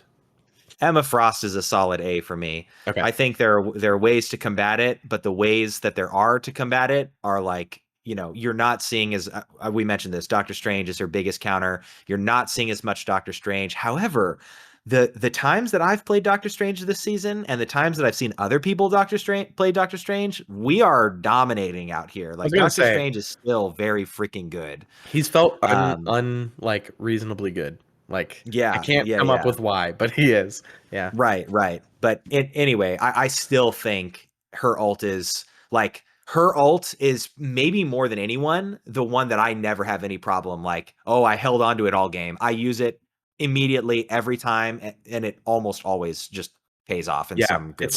It's so versatile that there's almost never a bad moment to Yeah, use it. Okay, Groot. I'd like to yeah, put Groot in solid just B. Like yeah. it's a Okay. good setup ult, but on its own, it's not going to do a ton unless you wombo combo all of your abilities into it. Um, it's gonna set the table for your team to do something. So Groot would be, yeah. Obviously, you've played him more than me. My instinct was like high C, so I'm okay with putting him at like B, like Okay. lower mid B. Hawkeye ult. Hawkeye's an A for me too. Yeah. Um, I think that it's so good and it's only been buffed. It's literally never been nerfed in any way. I was gonna say, Um, by the time we release this episode, they'll have buffed it again. So yeah. No, it just really is fantastic. I mean, if you're in a position where you are close enough to their squishies, they're all dead. yeah. Like if they don't know where you are, you will kill them all. There's nothing they can do about it. It's very, very strong when pulled off well. I mean, again, that's part of the question here, but well, now I'm wondering if we're gonna have any S tier No, I think we might. because yeah. Hela, I would like to put right with Hawkeye and A. The whether or not you like Hela, the ult is like it does like Yeah. 150 damage per shot. You get a whole bunch of No, shots. it's nasty. It's And nasty. the biggest thing is you can't take her out of it. And then if you kill the giant health bar that she has, she Yeah, she just doesn't comes die. back and she's alive. Yeah. I know. That's still like my brain rejects that reality, even though I know that very deeply. And I still try and kill her. And I get like a little shocked every time. I'm like, how did they not make it so that she Yeah. dies? So I mean that's the thing. She does a bunch of damage, which makes it a good zoning tool, even if you don't end up killing anyone. Like you end up making everyone scatter and hide in the corner, like Yeah. under something for a while, which means you can push the payload anyway. Yep. Like even if you Yeah. don't kill anyone. So all I can agree with that. right, Human Torch. Uh I think he's got to be low C for me personally. Yeah. Um, I was surprised that I I wanted to put him down there, but I do. I think that well, and this could be totally wrong. I haven't played Human Torch at all this season, and Human Torch is I generally see pretty widely classified as like one of the strongest characters in the entire game right now. So maybe those people who are more familiar with him and how to use his ult well would put it higher. But I don't know. My instinct is it's still his ult isn't the reason why he's so good. Yeah, I was gonna say even the big like the good Human Torches I see, I'm not like, oh no, he's ulting again. It's just the Yeah. general like he just dived onto me after hitting me in the sky and I couldn't hit him and Yep. Yeah. And I have not seen his and Storms team up once this season. yeah, that's sad. Not a single time. I know. It's such a cool thing. I see a lot of Storm, see a lot of Human Torch. I literally not once have I seen that team up. I never see them together at the same time though, yeah. We should Yeah. force that in one of our games. We should play it just so we can see the fire tornado again. Yeah. Because if they don't see people using the fire tornado, we'll never get the Jeff Nado. And we need to Right. make the Jeff Nado happen. Invisible Women. I mean, either A or S. That's what I was again, gonna say. I like, think some support ults are gonna end up in S. And I think for Invisible sure. Woman Yeah. is possible. I don't know that I think Invisible Woman's is better than Cloak and Daggers, though. It Do you want to put them both up there? that's kind of my leaning. All right. But I mean, we can make some adjustments. We're We gonna can make have, some we're gonna have adjustments. 6 support ults in S tier and then everything else. All right, No, I definitely don't think that. But we've got the blonde backline in S tier right now, both of them. yeah. Okay, so Iron Fist. I actually don't think his ult is really as big of a deal as the meme Really? makes it. Oh man, I definitely think it. I've literally never played Iron Fist, but if he ults on me, I die. Like you cannot get away. Yeah, Someone that's has fair. to kill You're right. him You're or right. you're dead. It's from my experience on the other side of it, it's an A. Yeah, okay. All right. I don't know that I'm ordering within the tiers. Sure. We'll just do tiers. Okay, Yeah. Iron Man.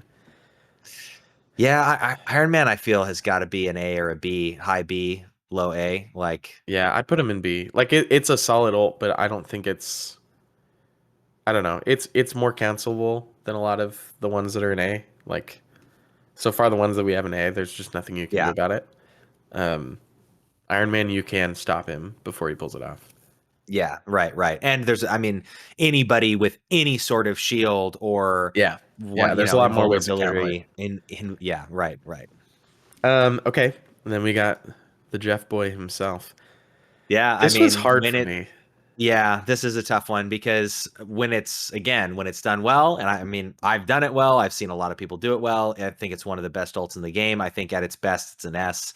At its worst, I mean, it's an F. Literally does nothing. Well, So and like how many times have I seen people throw around or throw a point because they Jeff ult and don't have presence on the point anymore. Like there's so many ways to Mm. just whiff things with it. People grabbing their own teammate. Like I don't know if that doesn't really speak to the ult, except that the ult is like pretty tough to find the exact right scenario for it, other than just the general like everyone's all in a big ball. I'm gonna use it and grab everyone. Yeah. I also Yeah, feel like there have been more counters to it recently with the Thing and Emma Frost being it's true. added to the game. Yep, I did grab. I played a couple games as Emma today, and I did grab Jeff in his ult Yeah. and slam him on the ground. Yeah, I'd say high B, low A. Okay, I'm Even cool with still that. with all Let's that. let's Yeah. put him with Iron Man and top of Okay. B. I know I just said I wasn't ordering them, but now we're talking about top and low. Yeah, But yeah. whatever. Loki. Loki is, I mean, is there any Yeah. argument? It's every ult, I don't so think so. just make it Yeah. an S tier ult, and it's always an S tier. With one large caveat that it is very easy to fumble his ult. Sure. I would really like to see a quality of life thing, unless this is intentional to make him harder to play, because the ult's so good. I would love to see a like confirm or deny quality of life aspect to his ult. I cannot tell you how many times I've tried to ult as the Luna Snow and freaking Widow or someone walks in front of her and I click her by accident, and now I'm freaking the worst version of myself I can be. And also just the temptation to like hold on for the exact moment. But Yeah. if you overcome those things, But the it's reason why you completely want to hold on to it is because it's the best ult in the game. So exactly, yeah. exactly. Speaking of one of the best ults in the game, we've got Yeah, Luna's Circle no of question. Everything. Yeah. No question. S tier. All right. You can't die. So we've got Loki and all the lifeline supports up in S tier now. uh, Magic's ult. I honestly want to put Magic in like B or C. Yeah, I agree with that. It's a I solid ult, put but it it's in. not why I play the character. Yeah, high C is where I'm feeling. I Um, like I would rather have a Magic ult than a Black Panther ult, a Hulk ult, a Cat. So like, yeah. But yeah, I mean, it's like there's definitely like good uses for it that can turn games, but it's not gonna do it completely on its own. I don't know. It just I feel like C tier is where we have all the ones right now where it's like it works into what the character's already trying to do and just lets them do it a little bit more, but it's not like a big like flashy moment or like a big specific yeah. thing, you know? Well, speaking of flashy moments, Yeah. Magneto, I would put him low B or high C. Okay. That's my I was instinct. worried you were going to put him a lot higher because people talk about his ult being so good, but I don't know how to use it. So I would Yeah, let's put him in B. I'm good with that. it is really good. It's just I don't like I don't play him enough to know the timing well enough of like when to stop trying to absorb damage and throw it. But I know that it is one of, at least in like more pro levels, it is one of the most deadly ults in the game. So Yeah. I do know that we had a Magneto player after we did our fun tier list make a comment on Spotify about the ult. Let me see. No, maybe that wasn't. But thank you, Justin, yeah. for your comment about Magneto.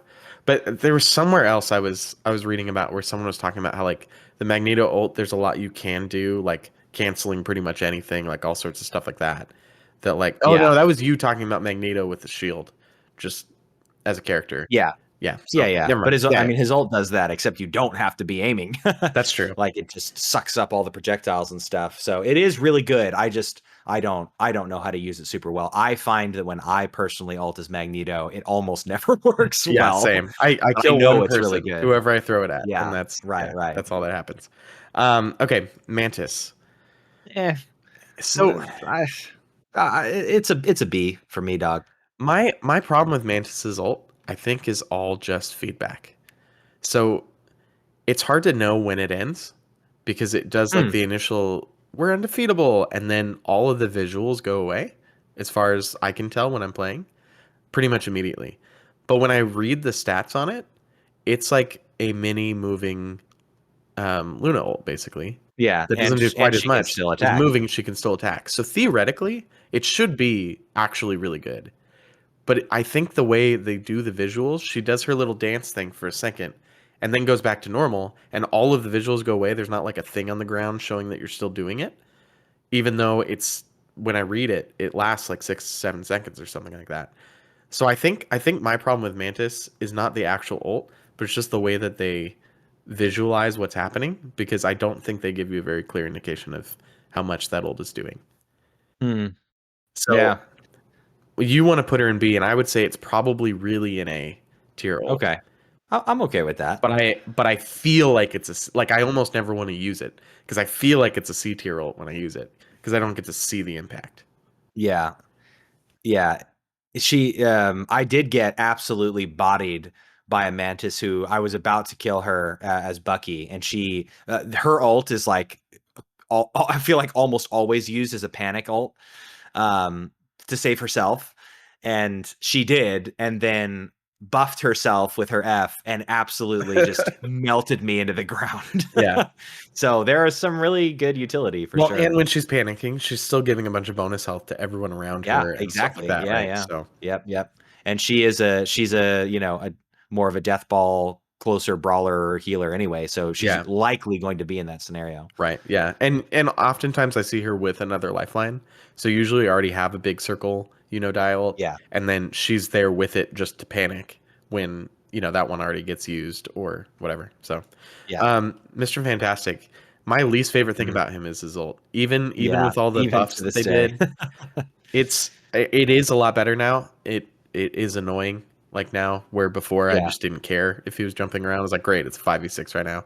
Now like it is annoying and it can get you killed, but I Yeah. still don't feel like it's an ultimate ability other than I length. I gave I gave a Mr. Fantastic his favorite play of the game clip this week, though, where it was Hydra base, and we were in one of the side hallways in a 1v1 as Bucky, and he was clearly going to lose the fight. And he ulted in that low ceiling hallway and just went boom, boom, boom, boom, boom, boom, boom, boom, boom, boom, and killed me so quickly. It was ridiculous. I've never seen Mr. Fantastic bouncing off. I've never seen him in a situation where he's like bouncing off the ceiling like that, but I was dead in like 1 second. That's incredible. Okay, never mind. Yeah. It's S tier. No, I still think it's either low C or it could Yeah. be our D tier. I want to put it in D because I don't like Mr. Okay. Fantastic. This is not related to Mr. Fantastic, and I don't remember which character it was. I think it was either Spider-Man or Iron Fist, but just something funny that happened in the game the other day. I was on Spider Islands, and we were in the second point where there's that cliff. I was playing as someone, and I forget who it was, but I had some duelist come flying at me, and I just sidestepped to the right, and they just went flying straight off the cliff and off the side of the map. And it was just like I turned left as I sidestepped, and so I saw the whole thing because I was trying to get Yes. around them, right? And it's like, what are they doing? Like, maybe it was Wolverine and he leapt at me and missed. That might have been what it was Yeah, because yeah, it was yeah. someone who That's like gotta be they it, were just right? committed, like they Had to just couldn't do commit. anything Yeah. about it. Oh Right, man, right. I wish I had clipped that. It was glorious. I love it. All right, we got Moon Knight. Oh man. Moon Knight would be like Moon Knight for me is like BC area. Yeah. I think every patch that they've changed it, it's gone up or down a tier. And like it's Yeah. always kind of hovered around B.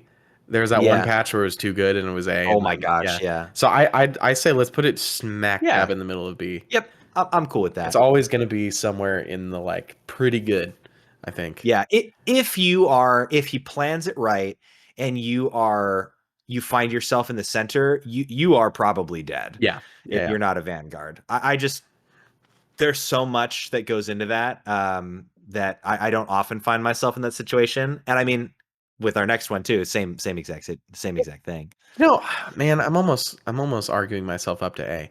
Because it's almost a more concentrated Hella ult. Like you you're launching a whole bunch of damage in an area which zones people out from being there. So you at least get people running away from the area if you don't kill anyone. But if they stay in that area, you're pretty much killing whoever's still there. Except that it's like the Mantis version of Hella ult, if that makes sense. I just see it fumbled more than I see it really like Yeah, no, that's wiping fair. teams. I'd still Or, think it should be B. Yeah, yeah, okay. yeah. We'll do B. How about Namor? Yeah, so very similarly to Moon Knight, I would put him I would put him high, I'd put him high B low A in my opinion. I would for sure. I mean, obviously, I love Namor, but I would definitely rather have Namor's ult than Moon Knight's ult. Um, I think knocking out flyers, stunning everybody, literally killing anyone instantly who's in the center, at least who's not a Vanguard. Um, and if you have done the setup, if you're using his ult correctly, really, you've done the setup of having your at least one octopus out. Yeah. And you're gonna. I mean, I've literally solo team wiped with Namor's ult by having the squids and Yeah. ulting and just wiping people. Yeah, it's a setup ult, and so far we have all the setup ults in B, but it's a setup ult that you can also be the payoff for your own setup with the Yeah. squids. So I like it being top of B, if you're good with that. Yep. Okay. Speaking of, nope, can't think of anything. Here's Penny. Okay, I love This one's Penny as tough a for me. character, but I Yeah. hate her ult. Ooh. I can't go to D tier with you. I can't do it. I would have to. We'd have to split the difference and go C. Okay. I think her ult is one of the least flashy ults in the game, but I think it's right there with like Captain America. That's Penny true. becomes really annoying Captain America that just does, you know, uh, I don't know if more damage, but I think it's really good for like point denial. So I You're would right. put it in C right with Captain America. Yeah, I'll put it right with Cap and Hulk because it is the same thing. All three of them Yeah. are Vanguards who their ults are I'm going to waste time for quite a bit longer. So Yeah. I You think know what? I think that's why they You know, don't feel that fun is right. because all you're doing is not dying longer. You said it, my brother. What the next words out of my mouth were literally going to be. I think it's one of the least fun ults to use in the game, which makes it feel, I think, worse than it actually is. Yeah. Yeah, it's one of those ults that I find myself using when things are not going well rather than when we have a chance to really make a difference. Like it's Oh, one of for those sure. like, It's a man, I got hard ult. defensive ult. Yeah. Yeah. It's a defensive ult. And that too, it's not super versatile, which kind of fits into her kid a little bit more. Yeah. Like she's a more defensive character, but yeah. Yep. Anyway. Okay, Psylocke ult. This would be very different depending on the season. It would have been like S season 0 and Yeah. then the nerf and people learning how to play around it. I think Yeah. it's a solid B. Do you? Hmm. I mean, when I play Psylocke, I still get the double support kill most of the time. And if you Okay. think about that, a double support Yeah. kill is Oh, a team sure. wipe. It's just waiting to That's happen. true. Like, That's but true. there are times where the whole team is balled up, and there's games where it's kind of like Psylocke as a character. There's games where it just doesn't Yeah. work. But Right. when it's a good Psylocke game, it's usually a good Psylocke ult game. Yeah. I can agree with you. I I feel like I very, very rarely get killed by it. And I think it's because I play a lot of heroes that have some form of mobility and Mhm. escape. And because she announces it for just like a brief half second before it actually goes off, I have enough game sense that I can pretty much always get away from it. Sure. Yeah, I think So I wish I had said this during the Psylocke Hero Spotlight way back in the day, but I don't think I had like caught on to this yet. But when I'm playing Psylocke, I will dash on top of whoever the most mobile strategist is when they're both next to each other. mm, I'll dash right on top of whoever the more mobile one yeah, is and then use the start it ult there. on their head Mm, so yeah, that the more mobile one can't get out and the less mobile one yeah, I can still chase. yeah. And No, that that kind of makes confirms a lot sense more. If you do it the other way, you're not getting either of them. So, yeah. Um, for sure. well, you're getting the slower one if you do it on top of them, but you're never getting the other one. Yeah. All right, Rocket. Rocket Raccoon. I think his ult's really good. I would put it high B, low A. Yeah. I would rather have a rocket ult than a mantis ult. So I guess I'm saying A. Okay, I'll put him right above Mantis and A. I Yeah, agree. I think before the patch, I think his old one I probably would have put in B. Um, yeah. I know a lot of I would have people said really B or like the old C. one, I but know. Yeah, we talked about that. I just think it's better now. I Yeah. know it's less of a damage boost, but the situation, at least in the games An that we're average playing, play. Yeah. yeah, the situations that you're really getting the benefit from those like one hit, Venom ult kills, Namor ult kills, things like that. Like you just don't see that kind of coordination as much. Yeah. So Agreed. All yeah, right. Scarlet Witch. This is the one we kind of talked about at the beginning. yeah, I really kind of do want to put her wherever Adam is, like right with Adam, because I think it's the same kind of okay. thing. You're either getting a team wipe or it's not working. But like the high and the low are so there. Like I don't know. Man, I see Adam pull off his ult way more than I see Witch pull off her ult, to be See, honest with you. I don't, but that's probably partially Really? because you play Adam and I play Scarlet That's Witch. true. That's true. So That's true. How funny. You know what? I feel like then we just this is the canon now. They have to be together because of that fact. they're the yin and Yeah. yang. Yeah, I mean, I Yeah. think this is probably the most me. I'm starting to get like I'm starting to build myself this thing of like I'm the Scarlet Witch apologist, but like I still just think she's way better than people give her credit for. They like to meme on her being really bad, and the ult is Yeah. something that people like to meme on being really bad. But like I don't know. I think the ult Yeah. think the ult is really good if you can pull Yeah. it off, and that's kind of No, where me too. Adam's at. So yeah, Yeah, I think you know what? I think it is A. I just think that I see more people like out of anyone on this list, I see more people fumble her ult than literally anybody else. sure. And But so I think that's I think there's a higher skill floor to playing Adam at all, and so I think you see a lot less like Adams that that's have true. no idea what they're doing. That's true. That is a good point. That is a good point. Um, Speaking of high skill floors, yeah. Speaking of people that you don't see not knowing what they're doing, uh, yeah, Spider-Man, his ult Spider-Man though. is either top of A or he's going to be the first duelist for me. That's an S. I think Spider-Man has one of the nastiest ults. I see him get team wipes more than I see anyone else. I think get team wipes with his ult. Yeah, And Spider-Man is just so dominant right now. I'll put him. I don't I'll put know. him in S. I'll agree. I think right now it's S for sure. Yeah, an honorary bottom of S. um, Squirrel Girl ult. D. Oh, I don't agree It's anymore. a D for me, dog. I know it's better, but I still think it's not very good. Dude, I get killed by those squirrels all the time. They're Do you super. really? Yeah, if you're like I feel like if you're in the back line, those squirrels go past the main team and miss everyone. And then they just Mm. bounce around the back line and kill the strategist while they're trying to like keep things healed.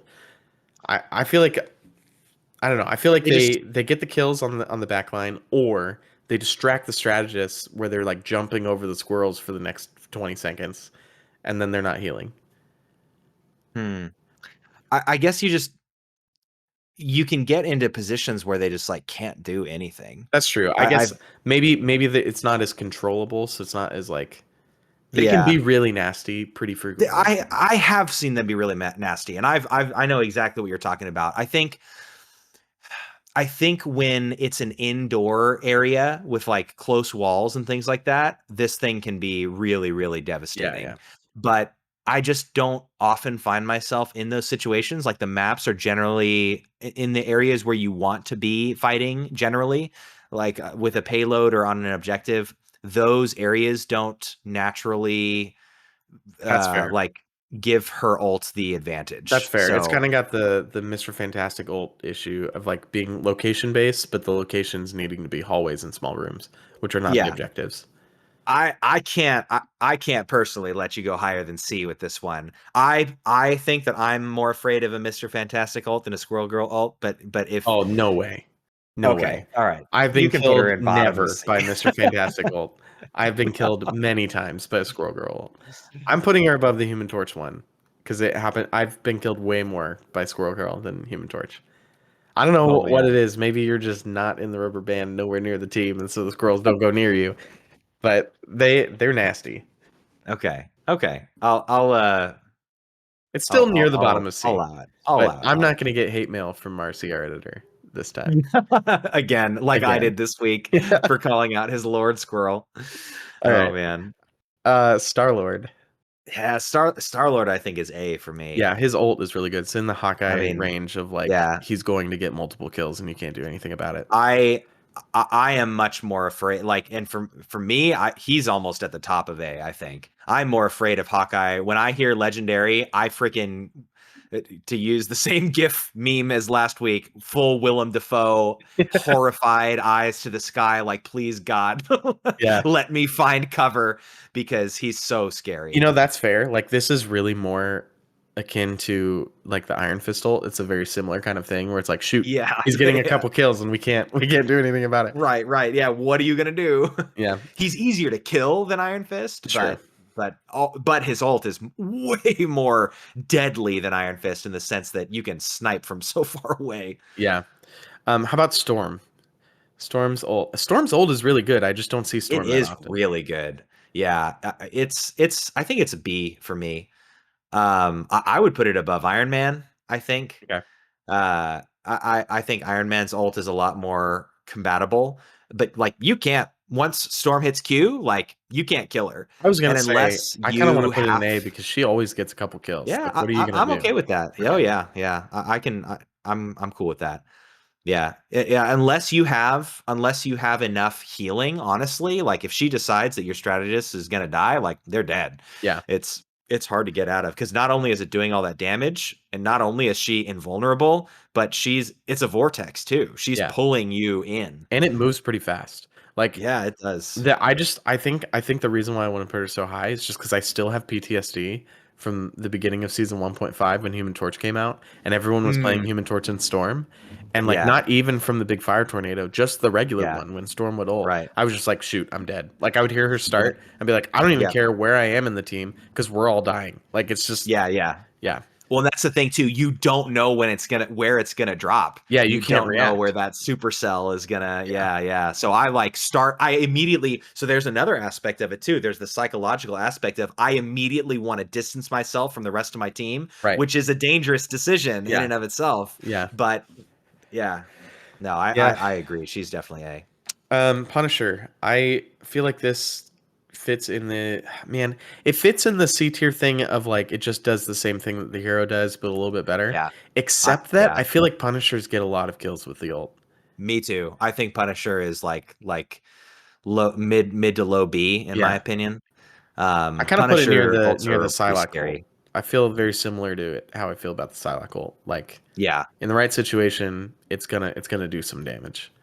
It's very, and much like the Psylocke ult, I think it's somewhat easy to avoid, Yeah, um, because he has such low mobility, just like her, when right. he ults, that like once you get behind cover, like you're good. But if you're in a position where you can't, you're pretty much screwed. Yeah, it's decently good most of the time. It's counterable, but then if you've got the setup, like oh my goodness, a Punisher Groot combo, ult combo would be Yeah. just disgusting, right? Like, and then we got the thing. The thing is hard for me because clobbering time is a great setup ult, but a lot of Yeah. times is the thing I feel like I get no follow up because you can't really do too much follow up on your own, and so Yeah. unlike Groot, I feel like it's more dependent on your team actually following up on it. Groot can actually confirm things himself if he has to. I agree. I think it's lower than Groot. I'd put it at C. Which is weird because I love the Thing as a character Yeah. and he feels really good as a whole, but for some reason the ult like doesn't feel like it's the big part of his kit. And this isn't connected to this tier list at all, but it's funny that I think oh man, there's a whole thing going on here right now. I think that the Thing is not as interesting to me right now because he's kind of goofy. He's like a goofy character, and it's the Fantastic Four, which is the first, like some of the first characters, and they were in a more goofy time, and they've changed less. The Thing's kit is freaking incredible. I love his kit. And I was super excited about him coming out, and I did play him quite a bit coming out, but I don't know why I can't think of another reason why I like wouldn't be playing him more than I am, which is basically not at all. So does that mean that when you get the thong skin, you'll play him even less? So no, see, this is the valley, the uncanny valley thing that I was talking about. Once they get so absurdly goofy, then they enter back into the acceptable range Okay. of like ridiculous. So we just need Mr. Fantastic with a monocle and a French mustache and a top hat. I would We'll plan get you. 100%. Yep, that would be a-okay. All right, NetEase, you've got your assignment. Make it happen. Yeah. All right, we're getting close to the end here, and I feel like we've made pretty good time with how many characters there are. Let's talk Thor. I have no timer, to be honest with you, so I'm going off of you. Let's talk Thor. Thor for me is a C. I think when it's pulled off really well, it can be pretty devastating, but it's worse Psylocke in my opinion. I was just about to say that exactly. It's Yeah, Psylocke yeah. with less potential to get multi-kills. Yeah, yeah. Now pair Thor with Doctor Strange's portal for the railgun ultimate, and it's S tier. Yeah. But yeah, I don't like it. I never get any good value out of it, to be honest. Man, so I almost want to put it just like very bottom of B, right behind Magneto, if you're okay with it, because I didn't get anything out of it for a really long time either. And Thor was kind of like the thing where it was one of those characters where I played him and didn't really think about the ult much. But when I started thinking about it, I started getting more value out of it. And I think the damage over time before the big slam at the end can actually be really good when you have a team that's low to kind of like Thor has a lot of single target damage for the most part, and you're running around like dealing with one person or another. So having a tool to be able to switch to, oh, this whole team is pretty low, I can help us like wipe them out, is a nice like variation to have when you're actually ready for it and you're like planning on it. But I agree that it's not like, especially for a tank, it's not like a show-stopping, like, the whole team will be alive for this much longer. Right. But I don't know. I think there's some good use out of it when you think about it. But you have to think about it more to get any value out of it, if that makes sense. You can't just use it and get anything. Yeah. I'm open to that. My like default judgment that I keep going back to with every one of these is if I were Loki, would I copy Thor or Magic? And I copy Magic every time. Yeah, So that's fair. But if you like, and I feel like I've played a decent amount of Thor too, and I just genuinely don't like his ult. I think it's super cool, but if you feel that there's more to it, then I'm okay with it being bottom of B. Here's my counter offer. Thinking about if I'm Loki, who would I copy? I think most of this tier list is in order, except Magic specifically you mentioned. We have her at the top of C tier. And I would pick her above the Thing. I would pick her above Thor. I would pick her above Magneto. I would pick her above Groot. And that's probably about where it would end up. So maybe Magic just needs to be up in mid B. Okay. I like that. Okay. I like that actually. So we've got Magic in mid B, and that puts Thor at the bottom of B, and the Thing at the top of C.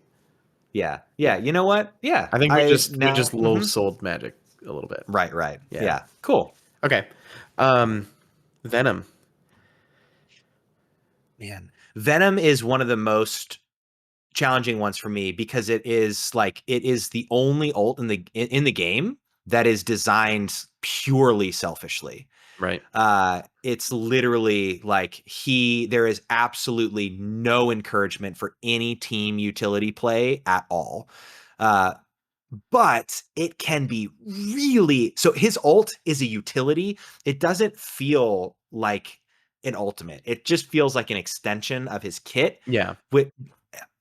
I'm like talking a lot, and I don't know where I want to put it. I really kind of want to put him in the whole the land of vanguards that have ults that do what they're trying to do a little bit more, but aren't like big flashy moments. Like put him at the top of that above Hulk, because I know it's really good for what Venom's trying to do. Man, see, I think he's below for me. I think Captain America. I pick Captain America's ult over Venom's ult every day. So then we'll put him right below Venom. Yeah, with his dive bro. Yeah. Venom below Venom. Let's go. Right below Cap, his dive bro. That's funny. Yeah. Okay, Winter Soldier ult. I've been playing a lot more of him. Have to say, I have not gotten a ton of value out of his ult. I think I died every single time I've used it. Oh, well then. I've gotten well, let me clarify that. I have gotten multi-kills with his ult, and they're like really, really fun when you get him. I think my highest streak though is probably 3. And I've always gotten killed like looking for getting the next kill with his ult, and I like push too hard. So for me, it's not super great yet. It hasn't clicked yet. All right, so here's what I'm gonna do. We're gonna start it in C, and then I'm gonna do an average number of agains that I get most of the time when I use it, and he'll go up a tier for each one, and he'll land there. Oh no. So armed and dangerous again, again. He goes in bottom of A. No, really? It's so good, even though they nerfed it. It's not as good now as it was, but it's still a really good ult, and it still has the potential to just keep going and keep going and keep going. So I do feel like it whiffs a lot more than the like surefire A ones that we have, but it's also got a way higher ceiling than most of the surefire A ones that we have. I think for me this is a pretty intense point of disagreement on this one, but I think it might just be because I'm not nearly as good with Winter Soldier as you are. I'm not like I mentioned in the podcast patch note that I feel very clunky with him, and I probably feel the most clunky with his ult, which makes sense because you get to So- practice it way less, and it is Yeah, all yeah, about yeah. the rhythm of it.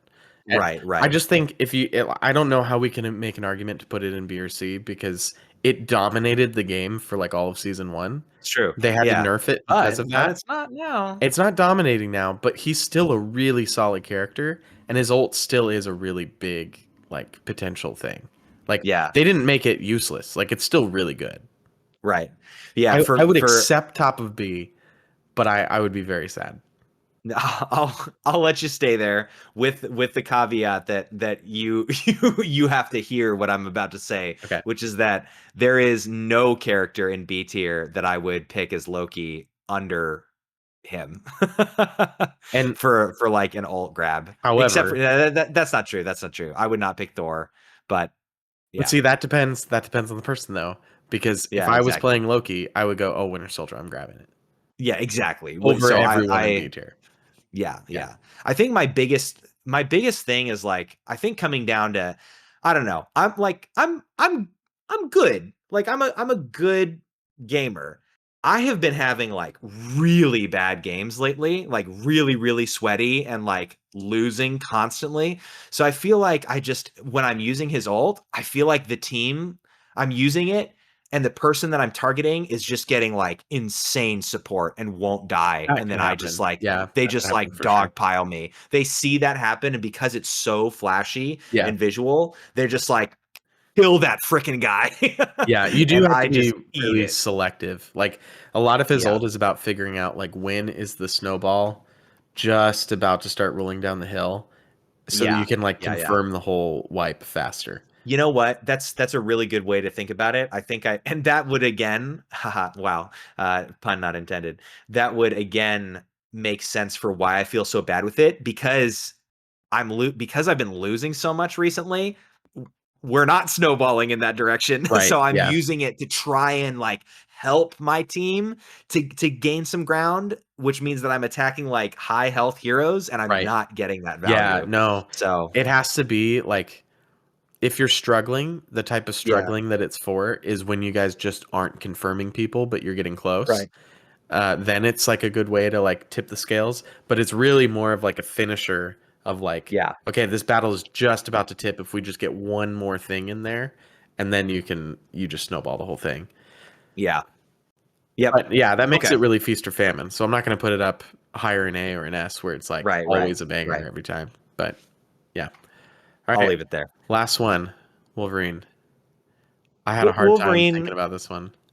Yeah, it's C for me, I think. I don't know that it can go. I don't know that I could see it go much higher. I literally, there was one of my Winter Soldier games. I had a Wolverine dive me and solo ult me, and I killed him. Like, yeah. And it was at that moment where I was like, does Wolverine's ult suck? It feels like Black Panther's ult to me. Like it's one of those like it works for him. It's going on doing the things that he's doing. If he happens to grab an entire team somehow, then wow, that's awesome. But like yeah. But on the average, I find myself just weaving it in almost like a Venom ult, and it's like okay, same, yes. Yeah, and I like I've gotten some kills out of it for sure. I know that I have playing Wolverine, but yeah. I feel pretty good about that. I like it more. I would choose it if you held a gun to my head and said pick Black Panther's ult or Wolverine's ult, I'd pick Wolverine's ult every time for sure. Yeah. But would you rather have clobbering time than a Wolverine ult if you're playing Loki? I think I would. I think I'd rather stun the entire team than maybe pick up one person and throw them around. Yeah. Yep. Right? Like, yep. So, yeah, I think that's the right place for him. All right. So, I'll put this tier list in the show notes. Yeah. And I think it looks pretty good. It's a pretty good bell curve. Yeah, me too. A little top heavy on S, but that's because there's all the big circle, die ults.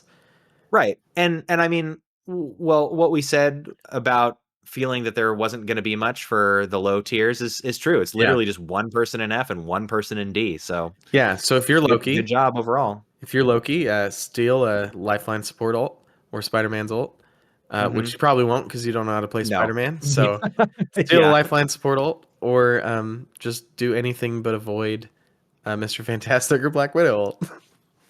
Yeah. The funny thing too is that like Mr. Fantastic has been attempted to get, like, they've been trying to buff his ult, but Black Widow, like, they did one change and it was relatively minor, and it's like I'm still so Black Widow is the only hero that I'm like very weirded out by. She like somehow misses all of the sauce that they pour into the hero balance. Like, I don't know, which I've got to say, it's crazy to me that of all for Rivals, for this game, which, they just got a whole season of hype based on Emma Frost and all the things they did with her. For them to take Black Widow and make her the joke of the game is crazy to me. Like, you would think that they would want Black Widow on the front center of everything. Right. And they just didn't. I don't know. Right. You not only, I agree. I'm wondering if they'll do any true hero reworks. I've seen them in every single hero shooter ever. Yeah. So I think that they have to. And if they do, I gotta believe that Black Widow is the first one. So welcome to episode 15 of Marvel Rivals, episode titled "What If We Just Diss on Black Widow the entire episode again." Hope you enjoyed it. Yep. All right. Well, let's get to our Armed and Dangerous. Sebastian, take it away.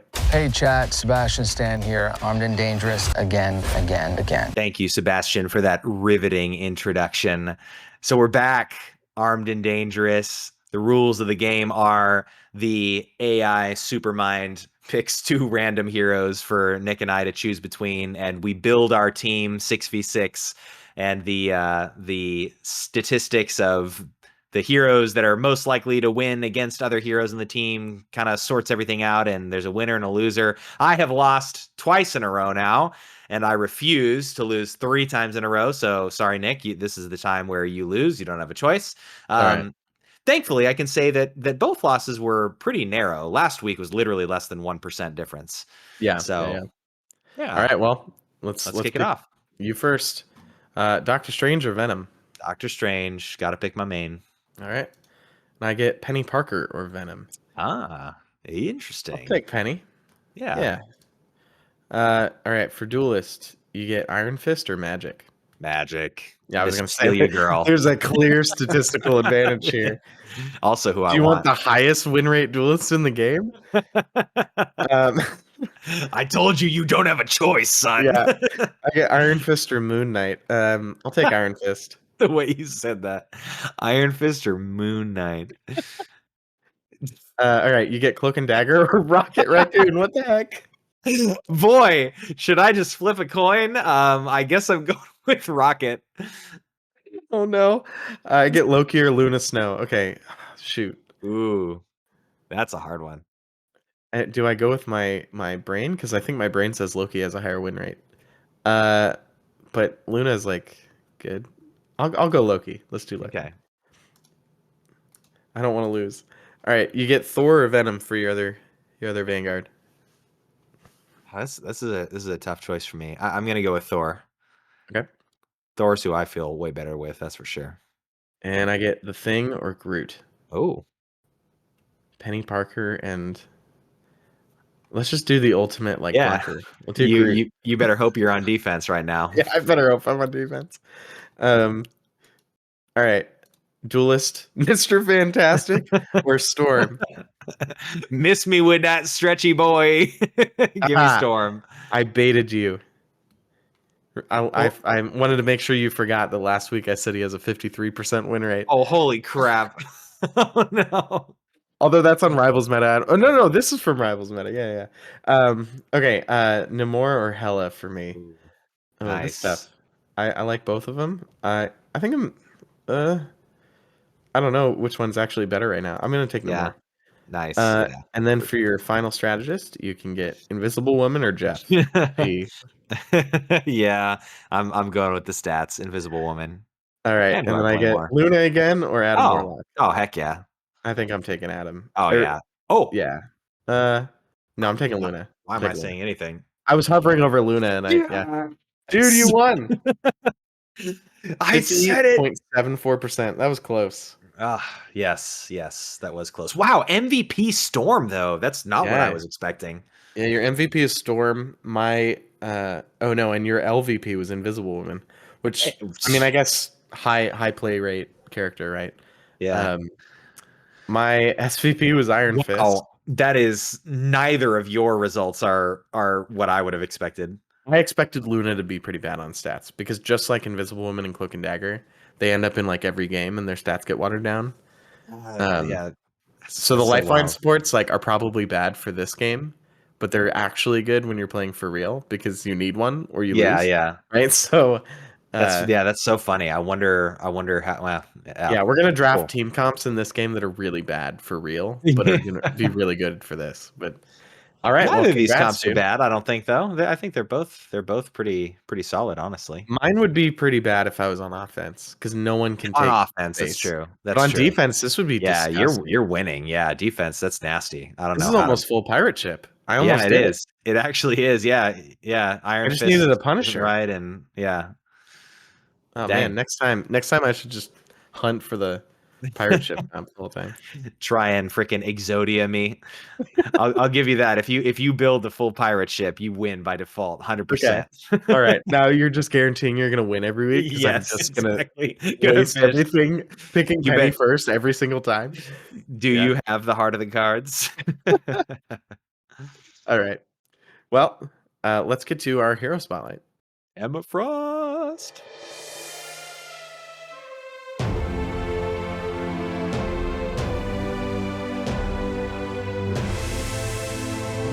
Okay, so just as a brief reminder, our method for doing hero spotlights is that we go in descending order from our most played heroes down the list. We alternate between Nick and my next most played each week. And this week, it's my turn. And I get to be the first one to jump in with a brand new hero that just came out 1 month ago, Emma Frost.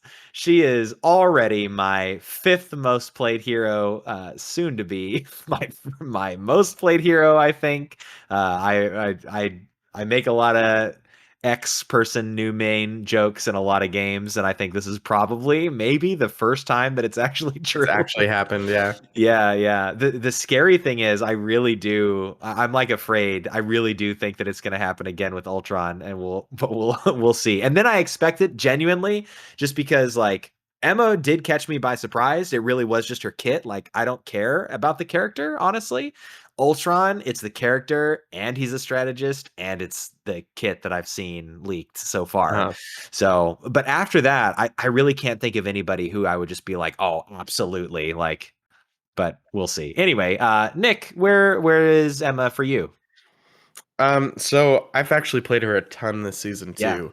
right. And she's up to 12th most played for me. She's my Heck yeah. third most played Vanguard, I think, or maybe fourth, but I used Nice. to play a lot more Vanguard in the first couple seasons. So even that's saying quite a bit.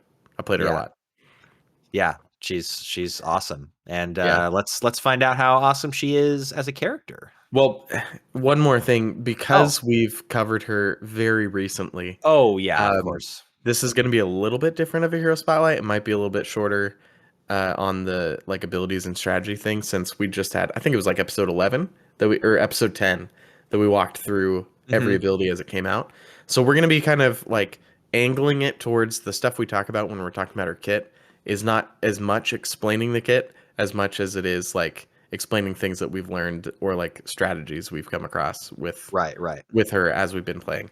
Now that we've already talked about it when we just knew the ability descriptions, now we've played a little bit more. So we'll angle it that way a little bit. But yes, as a character. Okay. So if you don't know, Emma Frost is a powerful telepath who also has a secondary mutation that lets her change her skin into diamond. She was born into a wealthy but abusive Boston family who were like founding members of Boston from like 1600s. And at one point, she was offered the family fortune when they decided not to give it to either of her older siblings, and she denied it and left home to figure it out herself, and turned away all that fortune. But then at some point later, her family found out that she was a mutant, and they decided to commit her to a mental institution for it. And she was broken out of there by Magneto and his Brotherhood of Evil Mutants. Heck yeah. And then Magneto tried to use her powers with Cerebro to kill all of the humans on Earth. Oh, no, wait. Not heck yeah. That's not my boy. I think there was an X-Men movie that used that plot of like What? someone was, I think, was it X3? Where they were trying to get Professor X to use Cerebro to kill all the humans. X3 was about Dark Phoenix. There was one X-Men movie because I just rewatched them like maybe a year ago. Oh, really? There was one wow. X-Men movie where this kind of plot happened. But anyway, in the comics, I don't remember. this is like her introduction to the mutant world, basically. Wow. Is Okay. Magneto tries to use her telepathic abilities, boosted by Cerebro, to just kill all the humans. It doesn't work. Dog. The X-Men stop them. And she ends up back in the institution, not remembering any of that, and then escapes somehow. She then becomes a dancer of a specific variety at the Hellfire Club. Oh, and, she's like polka or like interpretive. Yeah. Lots of lederhosen. I think that's the L word that that she's wearing. Anyway, she meets Sebastian Shaw doing that, and he sees the potential that her powers have, and the two of them start teaming up to rocket to the top of the Hellfire Club and take it over. And they do so. And so then, most of her time in the X-Men comics, she's leading the Hellfire Club with Sebastian Shaw, and they both have crazy amounts of wealth and influence and black market deals and stuff going on, and there's a lot of that kind of intrigue. Nice. I just some other random things that are probably worth mentioning. She's worked with Kingpin from time to time. She's joined Magneto from time to time. But as the comics have gone on, they've slowly moved her towards the heroic X-Men side of things. So which is how the game is playing it in Rivals, right? Yeah, right. So she led like a secondary Xavier school up in Massachusetts for a little while, and then moved to the mutant nation of Genosha and was there when it got just like completely decimated. Dang. And that's actually how she finds out that she has the diamond skin, like secondary mutation. Oh, because that activates and it saves her from being killed with everyone else. So then there was a story arc at one point where Jean was dead, and she ended up having a relationship with Cyclops and leading Xavier's school with him. The two of them were the co-headmasters. And then there's just way too many comic storylines to mention all of them because she's been around for a long time as a pretty prominent X-Men character. But I have to mention she was one of the Phoenix Five, which I'm still petitioning for a Phoenix Five rival season. We have 3 of the 5 now. We just need Cyclops and Colossus. I think both of those have been data mined at some point. Yeah. We need them. Wait, who's the other one? It's her, Magic. Oh, Magic. That's right. And Namor, and then Cyclops and Colossus. And they've hinted at both of the other 2. So I think it's happening. How is Jean Grey not part of the Phoenix Five? Well, because she's normally one of the Phoenix Force people. So the idea is like it comes off of Jean. Right, and then gets split somehow by something that's happening. Okay. 5 of them. But the skins would be so cool. I want it. Yeah. All right. So she often has a relationship with Cyclops whenever Jean isn't in the picture. But also has had relationships with Namor and Tony Stark at various times. Wow.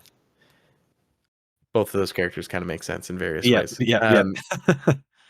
And then Except for Tony Stark, really, because Tony Stark is like Pepper Potts is kind of his like yeah, going steady girl.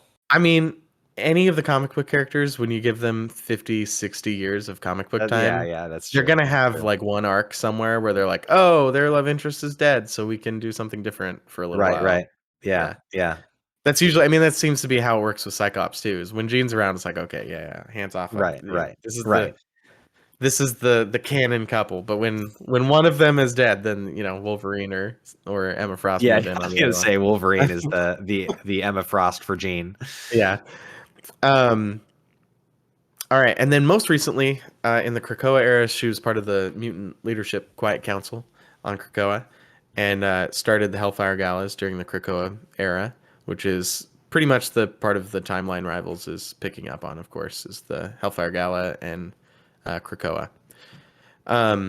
Powers wise, so apparently, her telepathic abilities are like Professor X level. Holy crap!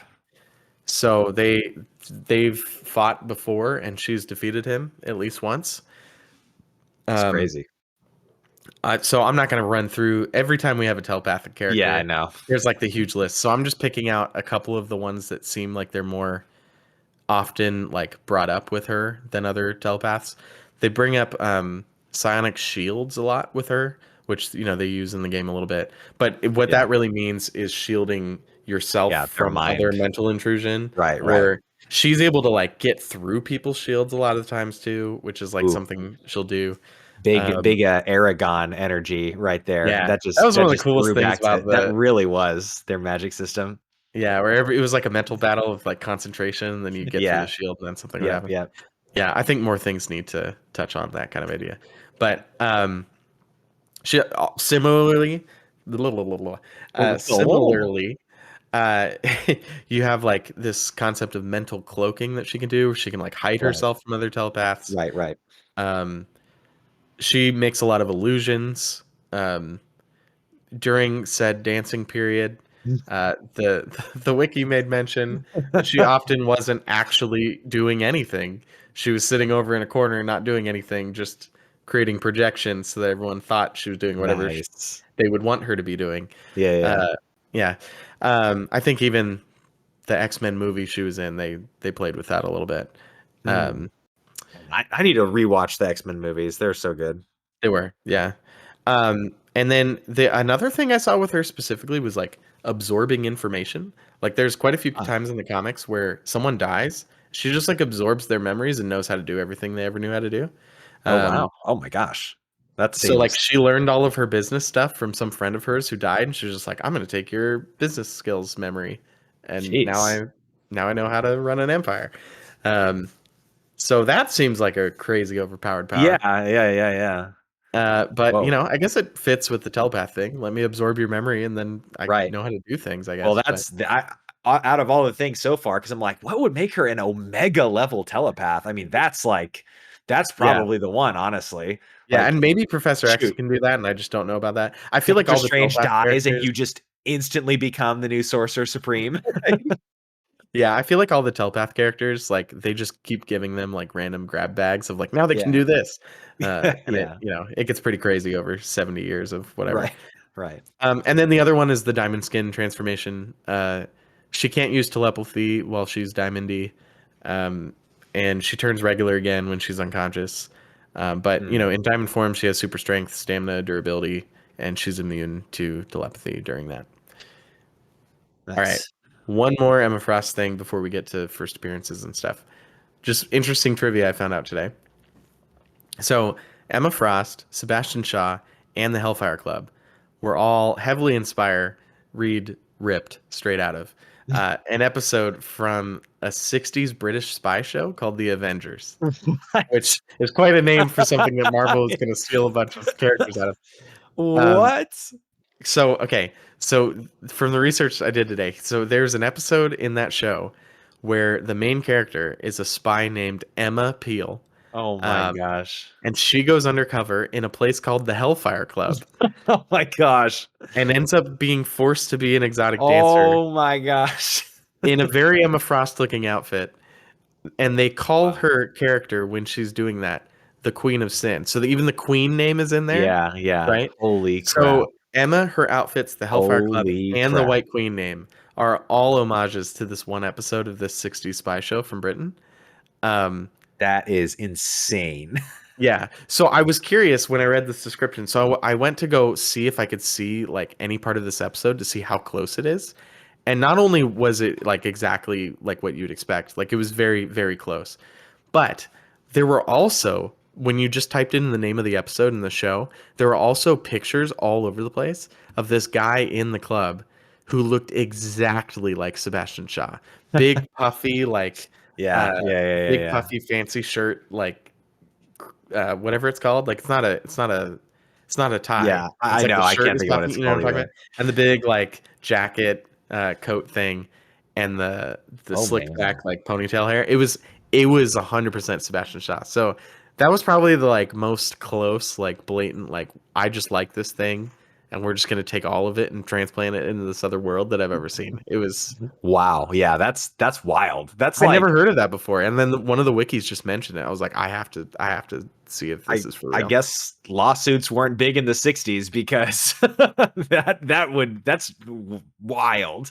I think the names being exactly the same are what would tip it over into the like, this isn't inspired by. This is just straight up ripping it off. Yeah, You know? yeah. They could have done all Dang. of it if it wasn't Emma and the Hellfire Club specifically. Like, Well, that's the funny thing is like this has to be I'm like trying to moralize the person who created this character because like it there's no way that this was like unintentional plagiarism. It's like no, this no, is no. basically tribute level. Yeah, But it's yeah, just yeah. so funny to be like that direct. I've No, I like mean never heard of something so obvious. so she came out in the late 70s, right? So this would have Okay, yeah, happened. it's like a 20-year difference. Yeah, so for first appearance, it's X-Men 129, October 1979. So this would have been, yeah, this would have been like 15, 20 years after that episode Okay. came out. So it would have been at the point where it was like, oh, remember this thing from my childhood? I want to rewrite this thing, not like this is one of our competitors. Let's steal their thing, you know? So Yeah. that's probably how you get Well, away with it. it's a good thing she wasn't based off of a Tom Petty song because he would have sued her from the grave off of just the Yep. name alone. Yep. Or off Oh of 3 man. chords that every song uses. Stay with me. All right. First appearance in Marvel movies because not the MCU, but in the Fox X-Men movies, her and Sebastian Shaw were the main antagonists in X-Men First Class. She was played by January Jones, and honestly, I feel like it was kind of a waste of the character. Like she kind of just ended up being Yeah. like the eye candy bad henchman sidekick person. I completely like X-Men was my introduction to Marvel and was my only Marvel experience for many years, and I completely forgot that she was in this movie. Yeah. She was just a henchman in the whole thing, rather than being like the two of them, like being like the main masterminds Right. of a huge Right. thing in the X-Men. I don't know. Especially finding out later on that she's a major X-Men character too.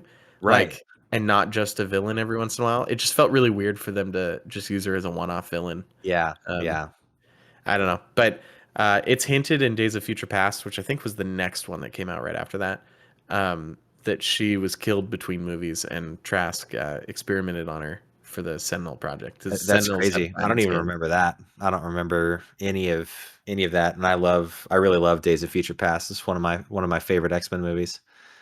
Yep. So who knows? Now with the X-Men coming into the MCU, who knows who we'll get over time? But all right. So then, voice actor and rivals. The voice actor is Laura Post. And what else has she done? Tamayo in Demon Slayer. Yeah, Tamayo. Yep. Tamayo. I'm never gonna get Demon Slayer names right. No, Never she's never watched any of it. Yeah, she's an important character. I haven't played Genshin Impact, but I think one of the heroes that you can get Yellen. not sure how you pronounce that. Yeah. Kasumi in Persona 5. Yeah. She was the Persona 5, the royal version. She's like the Yeah. final party member that gets added. Okay. And then Catherine in Fire Emblem Three Houses, the like knight. Yeah. Yeah. Yep. Yeah. Both Catherine and Tamayo are very well, Catherine's just like straight up big blonde lady. Yeah. And Tamayo is also like very like motherly-ish kind of figure. How that's funny. Well, and then picking the other side of Emma Frost, you have Primrose from Octopath Traveler, which has like a The very dancer. Yeah. yeah, she's the Yeah, dancer yeah, yeah, character, and she yeah. has like the beginning of Emma Frost's story kind of Right, thing going right. on. And then Ari from League of Legends, Yeah, I don't know. I'm not sure who major that is. League of Legends character. She was one of the KDA, Oh like one of the gosh. characters they put in KDA and everything. Oh, okay. Yeah. And then lots of anime I don't know. Sorry. Naturally. Josiah's gonna have to look these up every once in a while I for know, anime yeah, things. I should. I I should just should. let you know when it's a super anime heavy voice actor, which is pretty much Yeah. all of I'll them. look. But yeah, Yeah. There's been a lot of Fire Emblem people here too, which is yeah, interesting. I'm yeah, excited. I hope we see more and more of that because Fire Emblem Three Houses had some really great characters and great voice acting. So yeah. cool. To be fair, I also keep picking them out because I know Three Houses really well, right? So, Yeah. but Well, cool. yeah, Well, let's get into her breakdown in game. So she's a Vanguard, of course. Her sub roles based off of the series that we did would make her a brawl slash anchor. Her kit is very brawl focused, but I think that she can take on that role of an anchor. yeah. The Especially shield is very anchorish. yeah. The The diamond form is 100% brawl. Yeah, Yeah, but and the mechanics of the shield are like a brawl too, because she can use it and keep fighting and mhm, project it out even when she's not there. She can anchor for the team. Like there's a lot with it, and a lot that I've learned from when we did her original thing too. So I'm excited. So her normal attack, her left click, telepathic pulse. So she fires a psionic beam to deal damage. The longer the beam hits, the higher the damage. So epic void ray ability, Void Ray 70 go burr. ammo. Huh? Void Ray go burr. Yeah, void ray go brrr. So the damage increases every second. It starts at 70 and it ends at 150 a second, Yeah, which is really high damage. yeah. uh This is something that has changed as I've been playing her more. Is I've been uh-huh. playing way more into Yes. the energy management game of like Yes. I'm going diamond form sometimes just to be able to keep that energy at 100 Yeah. when we're in between waves of Yep. yeah, we'll get there, but Right. Yeah, I'm right there with you though, 100%. Like when I first started playing her, and I mean before when we did her preview, like diamond form all the time, every time. Like, yeah, I still do, but I actually I cancel out of diamond form once I've done what I've wanted to do.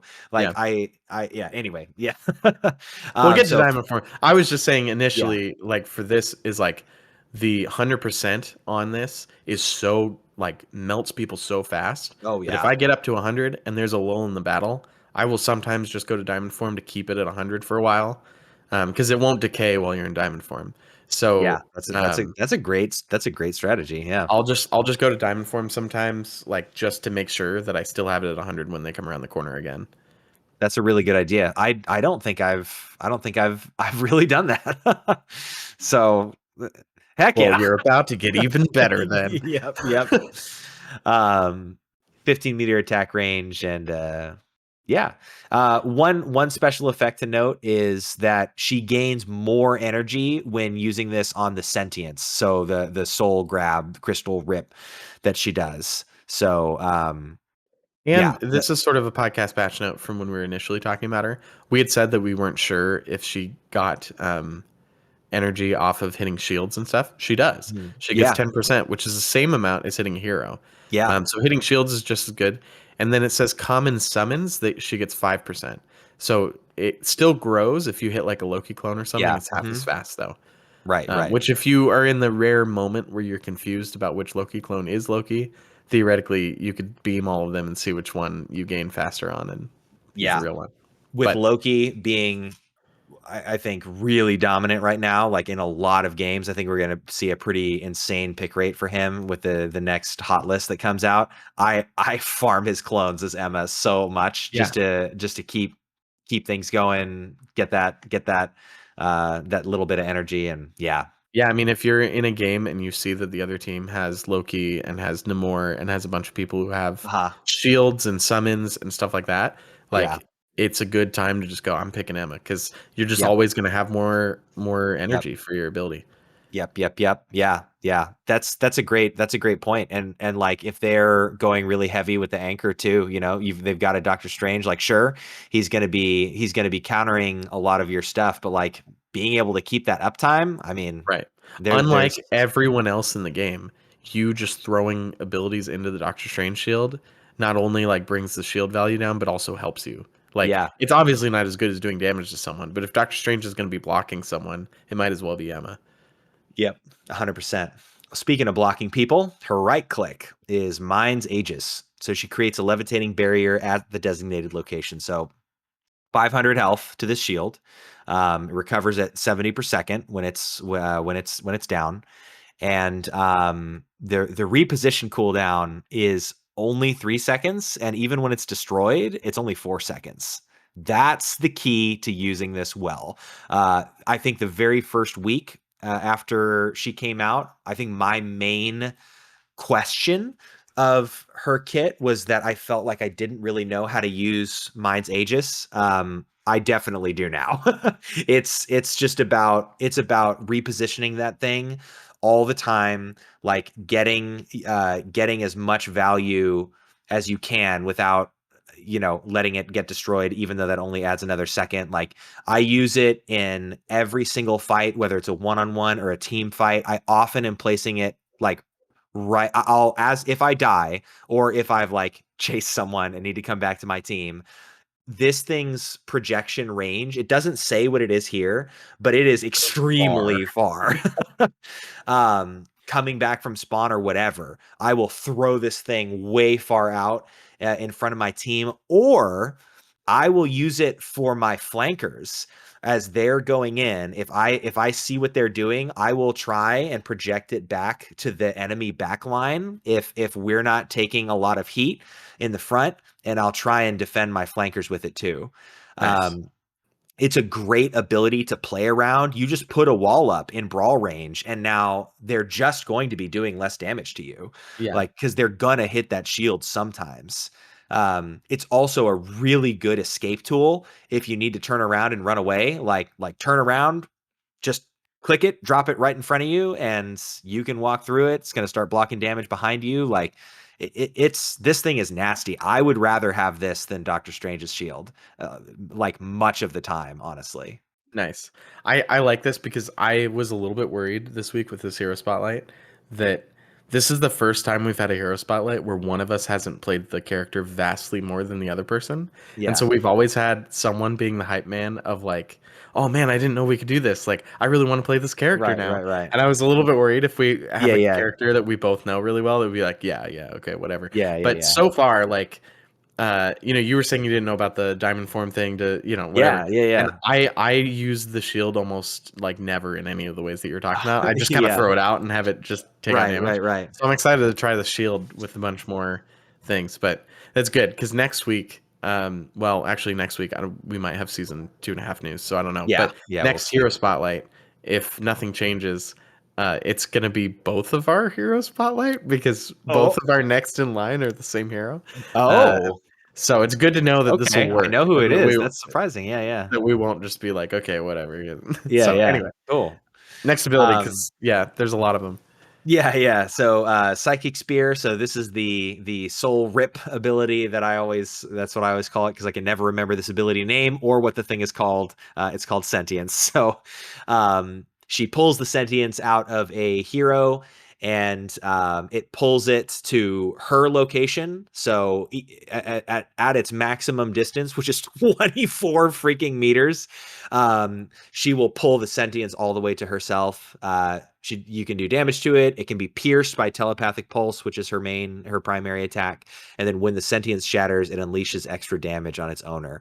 So I think this is one of the things. I don't know if we like said this, but I thought that when this detonated in her preview, that it was like an area of effect detonation, but it's not. Oh It no. just, when it's destroyed, it does damage to the hero as long as they haven't broken that 24-meter distance. 15. So Yeah, huh? it breaks if they go away from 15. Yeah. Okay. Is that on here? Yeah, it's in the special effect at the bottom. Oh, there you go. Okay. I was gonna say 24 meters feels like way farther than I've seen people go away. But anyway, you can Yeah, cast it and hit people from 24 meters away. Right. And then it'll pull it towards you somewhere in the middle between the two of you. It must So stop at 15. if you hit someone at really long distance, if they're running away from you, it's just gonna break. Yeah, break Because they're gonna immediately. get out of it pretty quick. Yeah. Your chances of doing that intentionally are lower anyway, because it is a skill shot and it moves at 80 meters a second. So it's fast. I mean, it's you can, it's not like extremely difficult to land, but if you're throwing an 80 meter per second skill 24 meters away, you're probably throwing it into a team and hitting someone at random. Right. So anyway, so 5 damage per direct hit. That's not why you're doing it. You're doing it so that when it shatters, it deals 25% of the target's maximum health as damage, which is huge. You want to talk about culling. Well, right. So it also, the health of this thing is 25% of the target's maximum health. So if you think about it, as you're going down that health bar, it's doing damage to that character. So if you've shattered it, you've already done 25% damage to that character. So they're at 75. Then this shatters and does another 25%. So they're at 50 immediately. But because the left click can pierce this and hit the other character, if you're hitting the other character while you do it, then in the time that it takes to do this and break it, you've done 75% of their health to them. Yeah. Which doesn't take that long, especially if you have the supercharged step left click when you do this. You can just delete people. Yep. And this is where, more than any other hero I play, I fight tanks as Emma all the time because of this. Because every single tank is medium to close range, which means that I can get in and do the carbon crush combos and stuff too, in addition to this. But it also, they're a bigger target. They're all slower. I'm gonna land sentience, psychic spear basically every single time I try, and do way more damage than they think I can. I have killed many a Venom who thinks that they're gonna be okay, and just bam, shatter, and they're gone. Yeah, this ability is so nasty. I think this is one of the things that really puts her like squarely in Brawl as like her main category, where you think of her and the Thing, who also is super brawly. Like those are the two tanks that, like, while all the other, while battles a lot of times in big brawls turn into the tanks just kind of whacking each other with Nerf bats, not really doing anything. Yeah. Like Emma and the Thing, which I think is why they're a really fun combo together too, will just demolish the other tank in front of them. Right. Like they can just win the one-on-one with the tank. Yeah. While both, strategists are healing each of them. Yeah. And this is where it's really important. The counterplay here is that any sort of shield or barrier, it's gonna block the psychic spear. So Doctor Strange is Emma's hardest counter for sure, being able to just pull up that shield and stop anybody from doing it. Emma is also Emma's counter in literally every way too, which is very cool. Like more so than any other hero. You'd be like, oh, of course it's a mirror, but like, no, all of her abilities counter all of her abilities, which is very interesting. And good when it's a hero that's going to be released as the only hero for a season. And there's going to be a lot of mirror matches at the beginning, right? Like, and still, like Emma, I think Emma's pick rate is going to be extremely high too. Oh yeah. I'm so scared because I think there's no way she avoids a nerf of some kind, and I just don't want it to be bad because I think she really is just one of the strongest characters in the game right now. We'll get to that at the end when we get to the pick. Right. Yeah. Speaking of strong, Diamond Form is her shift ability. So her shift activates Diamond Form, sends her into a melee style attack form. So she's no longer building the energy, but like Nick said, she retains the energy from her primary attack in her normal form, and she gets damage reduction and becomes unstoppable. And this is for 8 seconds, 30% damage reduction. Can't be Absolutely CC'd. cracked ability. Yeah, can't be CC'd in any way. This would be great on its own, except that it Yep. also changes your entire skill bar. Yep. And starting with her left click, which becomes the Faceted Fury. So she just punches and punches. And the first and second hit of her combo do 50 damage. The third hit does 70, and the fourth does 80. I learned that right now reading it for the first time. But if you're doing the math along at home, that equals 250. Frick? That's insane. And I know that I delete people very quickly when I use this. I just didn't realize that it was literally one combo if you land every hit and they don't get healed at all. Pop. Yeah. Squishy's dead. Yeah. I love That's about the rhythm of it too. It's pretty quick. Right. Yeah. As Iron Fist is my most hated character in the game to fight against. I love absolutely demoralizing Iron Fist in one-on-one combat. I wanted to type it in the chat so badly in one of my matches I played with her today, and I was like, no, too focused. Iron Fist and I got into a one-on-one, and I Diamond Form beat him to death. And I wanted to type, your fists may be iron, but mine are diamonds. Yeah, it's nasty, but it is. I mean, like, it's point blank. This is 4 meters, so you have to be touching them, essentially. Just like do the any thing, sort of he does damage. crazy amounts of damage, but it's super close range. Yeah. But her next transformed ability is Crystal Kick, her right click. So she unleashes a flying kick forward to knock back enemies and deal extra damage if they slam into a wall or any physical object. You can basically, if it's not breakable, you're gonna do damage to them by slamming them into it. So 5 meter hit range. This was also one of the things that I think we were speculating based on the text, like the flying kick forward. Does she move forward? She doesn't. She's completely forward, stationary. Yeah, it kicks. It has that extra 1 meter on top of her punches. So it deals 50 damage when you make impact, but it deals freaking 100 damage when the target is knocked into a wall, which is, again, absolutely insane. Especially when you consider that, like, you're going to be in close range anyway. You've now dealt all this damage, following it up with just something like her normal left click. You're going to be able to delete any duelist or strategist extremely quickly. The knockback distance is 10 meters, so you can get utility out of just hitting them into the wall, but yeah. I mean, I'll use this sometimes just to knock someone off the point in overtime. Yeah. But usually it's like, I mean, this is really good too if you're using your left click to punch and they start to run a little bit and you're like, I'm not going to be able to finish them. If you hit them twice, you've already done 100 damage. If you can kick them, you've done 150 or 200 if you threw them into a wall, and then add a diamond form with the beam, like, you'll be able to finish them off as they run away. Like, there's a lot of good utility out of just like it having just that little extra bit of range. But I mean, kicking people in the walls is great. It's so much fun. Kicking people off of cliffs is even better. And I have had so many great moments. Never done it.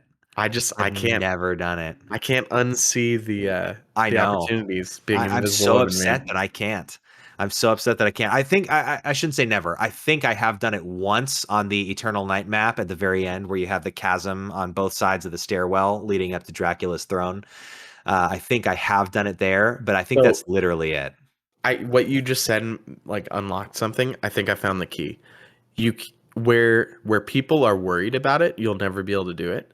The places on maps where people can die by falling off of something, but they don't think of it as a dangerous place, are the places to do it. I get most of my knockback kills on that one spot I always talk about on Spider Islands, right before the second checkpoint. Because no one thinks of that as like I'm right off a cliff, but there's a whole cliff right there. And so I had a game maybe it was a week or two ago, where I was playing Emma. We were defending. We were getting just wrecked, and I was playing with a couple of our friends, and I ran up into all 6 of them and just went diamond form and kicked. And I literally knocked 2 or 3 people off the map with Oh the my same kick gosh. because they were all just hanging out right by the payload. Yep, And yep. I was like, I got this, guys. Don't worry. Knocked like 2 or 3 of them off, and we're just like, yeah. Yep. Yeah. I was watching a One Above All streamer clip where it was like it was just like a quick short on YouTube, and the title was like they're just like us. And it was one of them playing, and they literally just like jumped off the cliff and died in a moment of like panic trying to get away from someone. They like forgot that cliff Yeah. was there that you're talking Yeah. about on Spider Islands and died. That cliff Oh is the man. cliff for farming environmental kills. It's I my need to favorite think spot about in the that game. more. All right, so her E moving on is Carbon Crush. So this is where she can lunge forward, grab an enemy, and then execute the suplex, turn around, slam them into the ground. Um, so satisfying to do. 30 damage, 7-meter distance, 5-second cooldown, and they're basically stun locked for 1.6 seconds. Yeah. This is so much fun. And this is where you get the alternate use out of Crystal Kick too, where if you're not necessarily trying to get the execution, like I use this on tanks a lot. Also because they're going to be in the front line, so they're going to be the easiest to grab. Grab them with Carbon Crush, flip them behind you, Crystal Kick them into your team. Hopefully the payload maybe to get that extra 100 damage if you're Ooh, pushing with that's the a payload. good one. Yeah. Uh-huh. Yeah. And then you just dogpile delete. I was gonna say, I think it might be physically impossible to use this ability and not kick someone immediately after. I'm not sure if it's possible. Like, I think it just auto kicks for you, or Yeah, at least yeah. my reflexes auto kick for me Right. because yeah, It's crazy though. With this, like that may sound like silly, but it's not a bad thing because when you slam them into the ground, it takes like that 1.6 seconds. There's like zero point 0.2 of that is their recovery time from it. Mhm.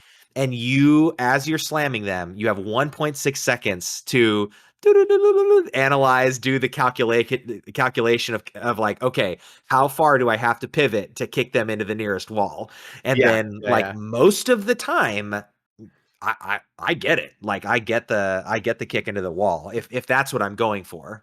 Right. Yeah, you use this ability and then you have that 1.6 seconds of like the arrow, like the wagging arrow thing from the old Bust a Move game Yeah. pops on the screen. It's like, where am I Calculating. going to launch this ball? Yeah.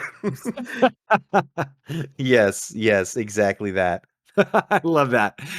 Oh man, someone needs to make an overlay for that in some Emma Frost meme compilation. That's amazing. Oh man. So finally, all of those abilities later, we still have her ultimate, which is Psionic Seduction. So she projects forward a psychic assault that stuns foes and prevents them from unleashing their ultimate abilities. I forget that that's part of it too. Yeah, Um, if the I effect don't, because lingers, it kills me all the time. yeah. If the effect lingers, it gradually commandeers their mind, forcing them to move toward Emma Frost. So, yep, solid A tier ultimate, like we discussed in our main topic here. It it it does a lot of damage. I think people really sleep on this aspect of it too. So, cone shaped spell field, um, pretty far range 30 too. meter range is insane. Yeah, 30 meters is nuts when you consider all of the effects of this. And this is the thing, like Emma Frost just has so many effects. Like Yeah. she's getting damage increasing stuff. She's getting like unstoppable. She's getting like oh my gosh. Anyway, so cone shaped spell field, 30-meter range, 80-degree angle. It does 80 damage per second. Okay. Um, Again, that's the cloak or the Scarlet Witch left click, right? yeah, So you're just getting for this ult, you're getting that ability on pretty much everyone for right. 6 seconds. Yeah, seriously. And like there is some damage fall off starting at 10 meters. that reaches a 50% damage fall off at 30 meters at the maximum. But like, man, if you're the thing is, if you pull this off and you get the mind capture, they're getting closer and closer to you. So even if you're capturing them at that 30-meter maximum radius and experiencing that 50% damage fall off, like they're getting closer to you and your damage is ramping up, which is crazy. So yeah, that mind control thing. So when you hit someone with this, they accumulate 10 stacks per second. And then if they get out of it for even a second, it decreases by 10. So that you gain 10 per second while they're in the spell field. They lose 10 per second when they're out of the spell field. But at 15 stacks, the control effect is triggered and they're mind controlled. It doesn't say on here how long, huh? Bummer. No, it doesn't. Yeah. But they're mind controlled, and It all feels they like can it's do, like a couple seconds usually. Yeah. All they can do is walk in the direction towards you. That at the whatever position you were in at the moment they mind controlled you. I mentioned this in the podcast patch notes that you don't, and this is actually really important because you don't want to waste it if you don't have to. If you're not like going for the kill on somebody, once you have mind controlled someone, change targets because they are going to keep walking towards you for that entire mind control duration, whether or not you're looking at them, and you're not going to be able to mind control anyone a second time. It doesn't let you. Right. So, this ultimate is one of the ones that as soon as I have it, I pop it. Because it's good in every freaking situation, much like Cloak and Daggers that we were talking about. So, yep. Incredible. Well, talking about her team ups, obviously she's only been here this season, so she only has one from this season. We don't need to talk about it too much because on her side, she's just the anchor, so she gets 100 max health for it. But it's with Magneto and Psylocke. She allows them to create illusions of themselves. It's a pretty cool team up. I'm not really sure how relevant the team up anchor is either because I highly doubt that they're going to leave her with 100 less health at the end of the season. Yeah, no way. That wouldn't really work. So I think it's going to be like what we saw with Thor or Cap, where they're like, oh, yeah, the team up's gone. So here, have 75 health. Yeah. And she'll end up pretty much around where she is. Yeah, 100%. All right, Josiah. Why don't you pick a favorite Emma Frost costume? All right, but you can't pick the same one that I pick. No, the blue sapphire, actually, just definitively her alternate skin for her default. Her default skin design is really cool. I just find white and blue really boring when we have so much of it in the game. I really like the dark blue sapphire skin for her. And like not even meme-ily, I just don't think her X Revolution skin is like all that cool. It's just kind of bland. I think the weird one side bang is weird. Yeah, like the hair. Right. I really hope that she wins the and I think she will the gala fashion contest because I really want more Emma Frost skins. Yeah.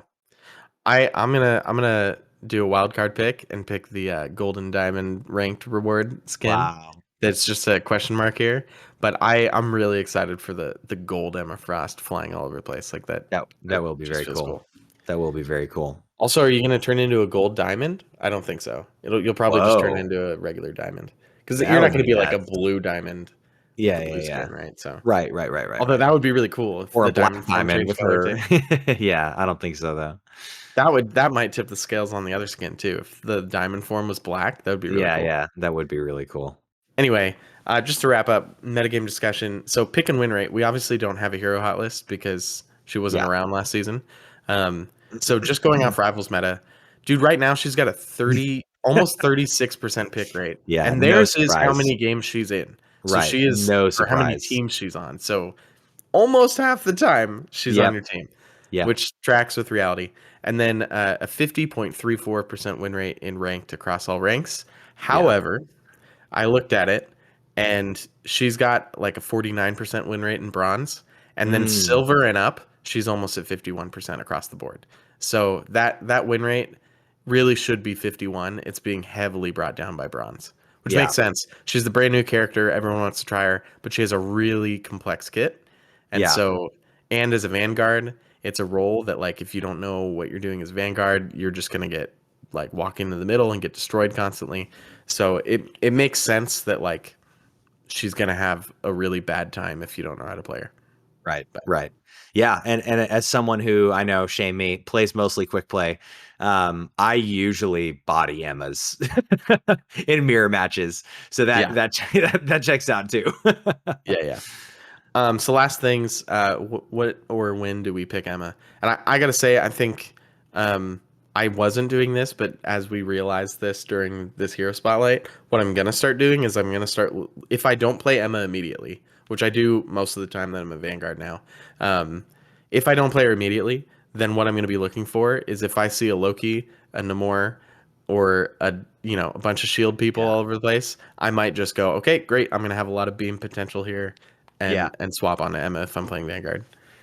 Yeah. And that's just one of the super cool things about her, because like even though Strange is her counter, like she is also Strange's counter, because she can generate that energy off of the shield, and she can freaking screw him up by her she can grab him through his shield and then reposition him to an angle where he can't angle the deflector shields towards everybody and is just going to get wiped. Well, that's the thing, is the diamond form has all sorts of strengths that her regular one has as Yep. weaknesses. It like Yep. flips your strengths and weaknesses. So Doctor Strange will completely outplay her if they're both, if she's in normal form, and then she just goes to diamond form, gets and starts punching through his shields. Like, what do you? Yeah. So yeah, Right. I think they're gonna have a hard time balancing her in the future because they've designed her in a way where she is so flexible that if they punish one side, the other side might just get stronger. Like it just, it's gonna be interesting to see. Yeah, and that is a weird thing. Is like my final thoughts is like I don't know how you keep her from always being amazing without like very heavy nerfs, which is what scares me. Yeah, I don't want them to do that. I think this I character is know, amazing I and know, needs to be in a right? game like this. And I don't like, unless they have some levers and they're like shrink her shield, or like I expect the nerf that I expect is that they're going to shorten her diamond form time. That's Eight interesting. 8 seconds is just freaking crazy. I feel like you waste a lot of that time though, unless your enemy team's like right on top of you. I no, it's true, but I think It I still don't gives know. you a smaller window of opportunity to make it useful, I guess. Well, and that's the thing. That's the thing. No, you don't, because you may not be hitting them, but you're still freaking unstoppable with 30% damage reduction. So Yeah. like, there's just so much there. I was gonna say, I think if they try to hit her to make her less viable over time, like, or to really bring her down a little bit, I think they're gonna have to hit her on the non-diamond form because that's what you're in most of the time. And so the diamond form is like a big punchy like moment of probably like a ton of damage and a lot of utility all at one time. Yeah. But you're not doing that nearly as often as you're doing the other thing. So I feel like But they'd what are they probably gonna hit. do? I don't know. I feel like they might hit the beam or hit the Oh, like shield. damage.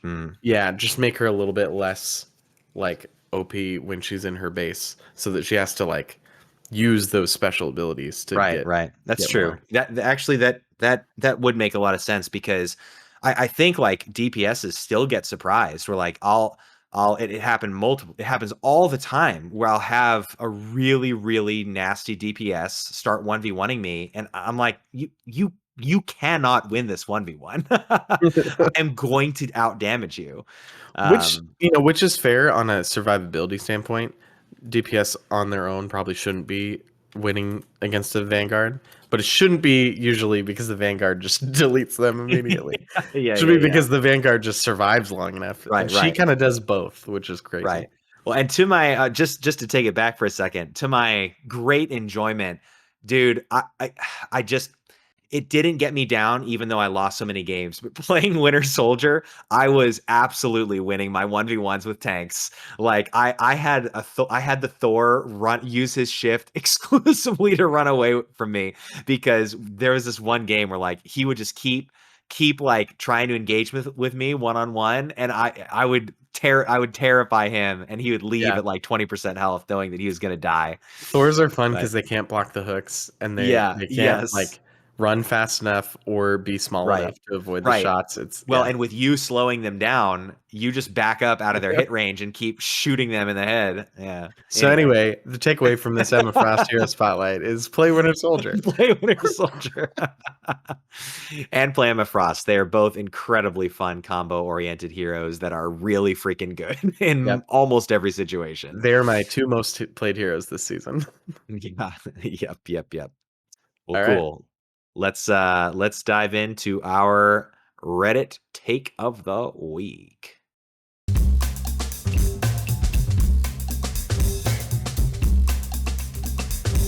As Nick and I reflect on the nature of time and our negligent abuse of it in this episode, we realize that this is about to be a 3-hour episode.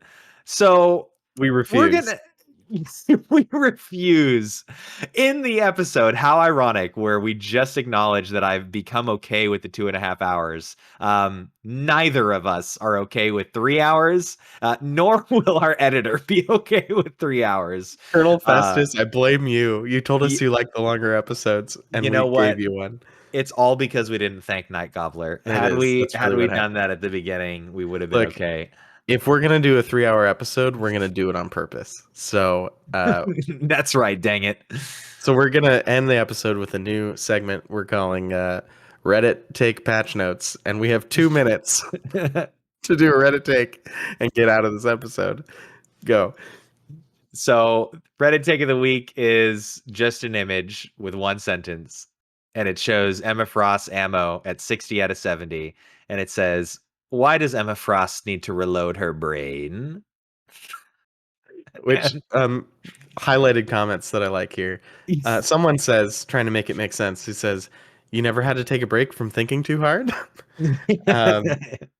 To which someone else says, "No thoughts, head empty, reload." Yep. I love still that somehow Namor has an infinite amount of his massive one spear. 7-foot long tridents. Hawkeye has absolutely infinite arrows, and yet freaking Emma Frost's brain power. Someone also is, pointed out the Storm has to reload air. yeah. Storm has to reload air. That's pretty great. Luna, why does Luna lose her ability to dance most of the time? Is she stupid? Is another comment with over 1,000 upvotes. Oh man, yeah. There's so many good ones. Someone suggested Namor's spears are because he has a bunch of fish acting as caddies, following him around, picking them up, and just handing them to him. Like every time he chucks one, he reaches behind him and the fish hands him another spear. Yeah. Why does Groot need to reload his arms? Yes. Oh man. Well, yeah. To avoid this becoming a 3-hour episode, we'd just like to thank you for listening in to episode 15 of the podcast. If you would like more than 3 hours of Friends and Rivals content, you can consider joining us over on Instagram at Friends and Rivals, at X at Friend Rival Pod, or on Discord via the link in the show notes. And if you've got a question you'd like us to answer in an episode that isn't 3 hours long, please drop it in our Discord chat or in the comments on Spotify, or feel free to email us directly.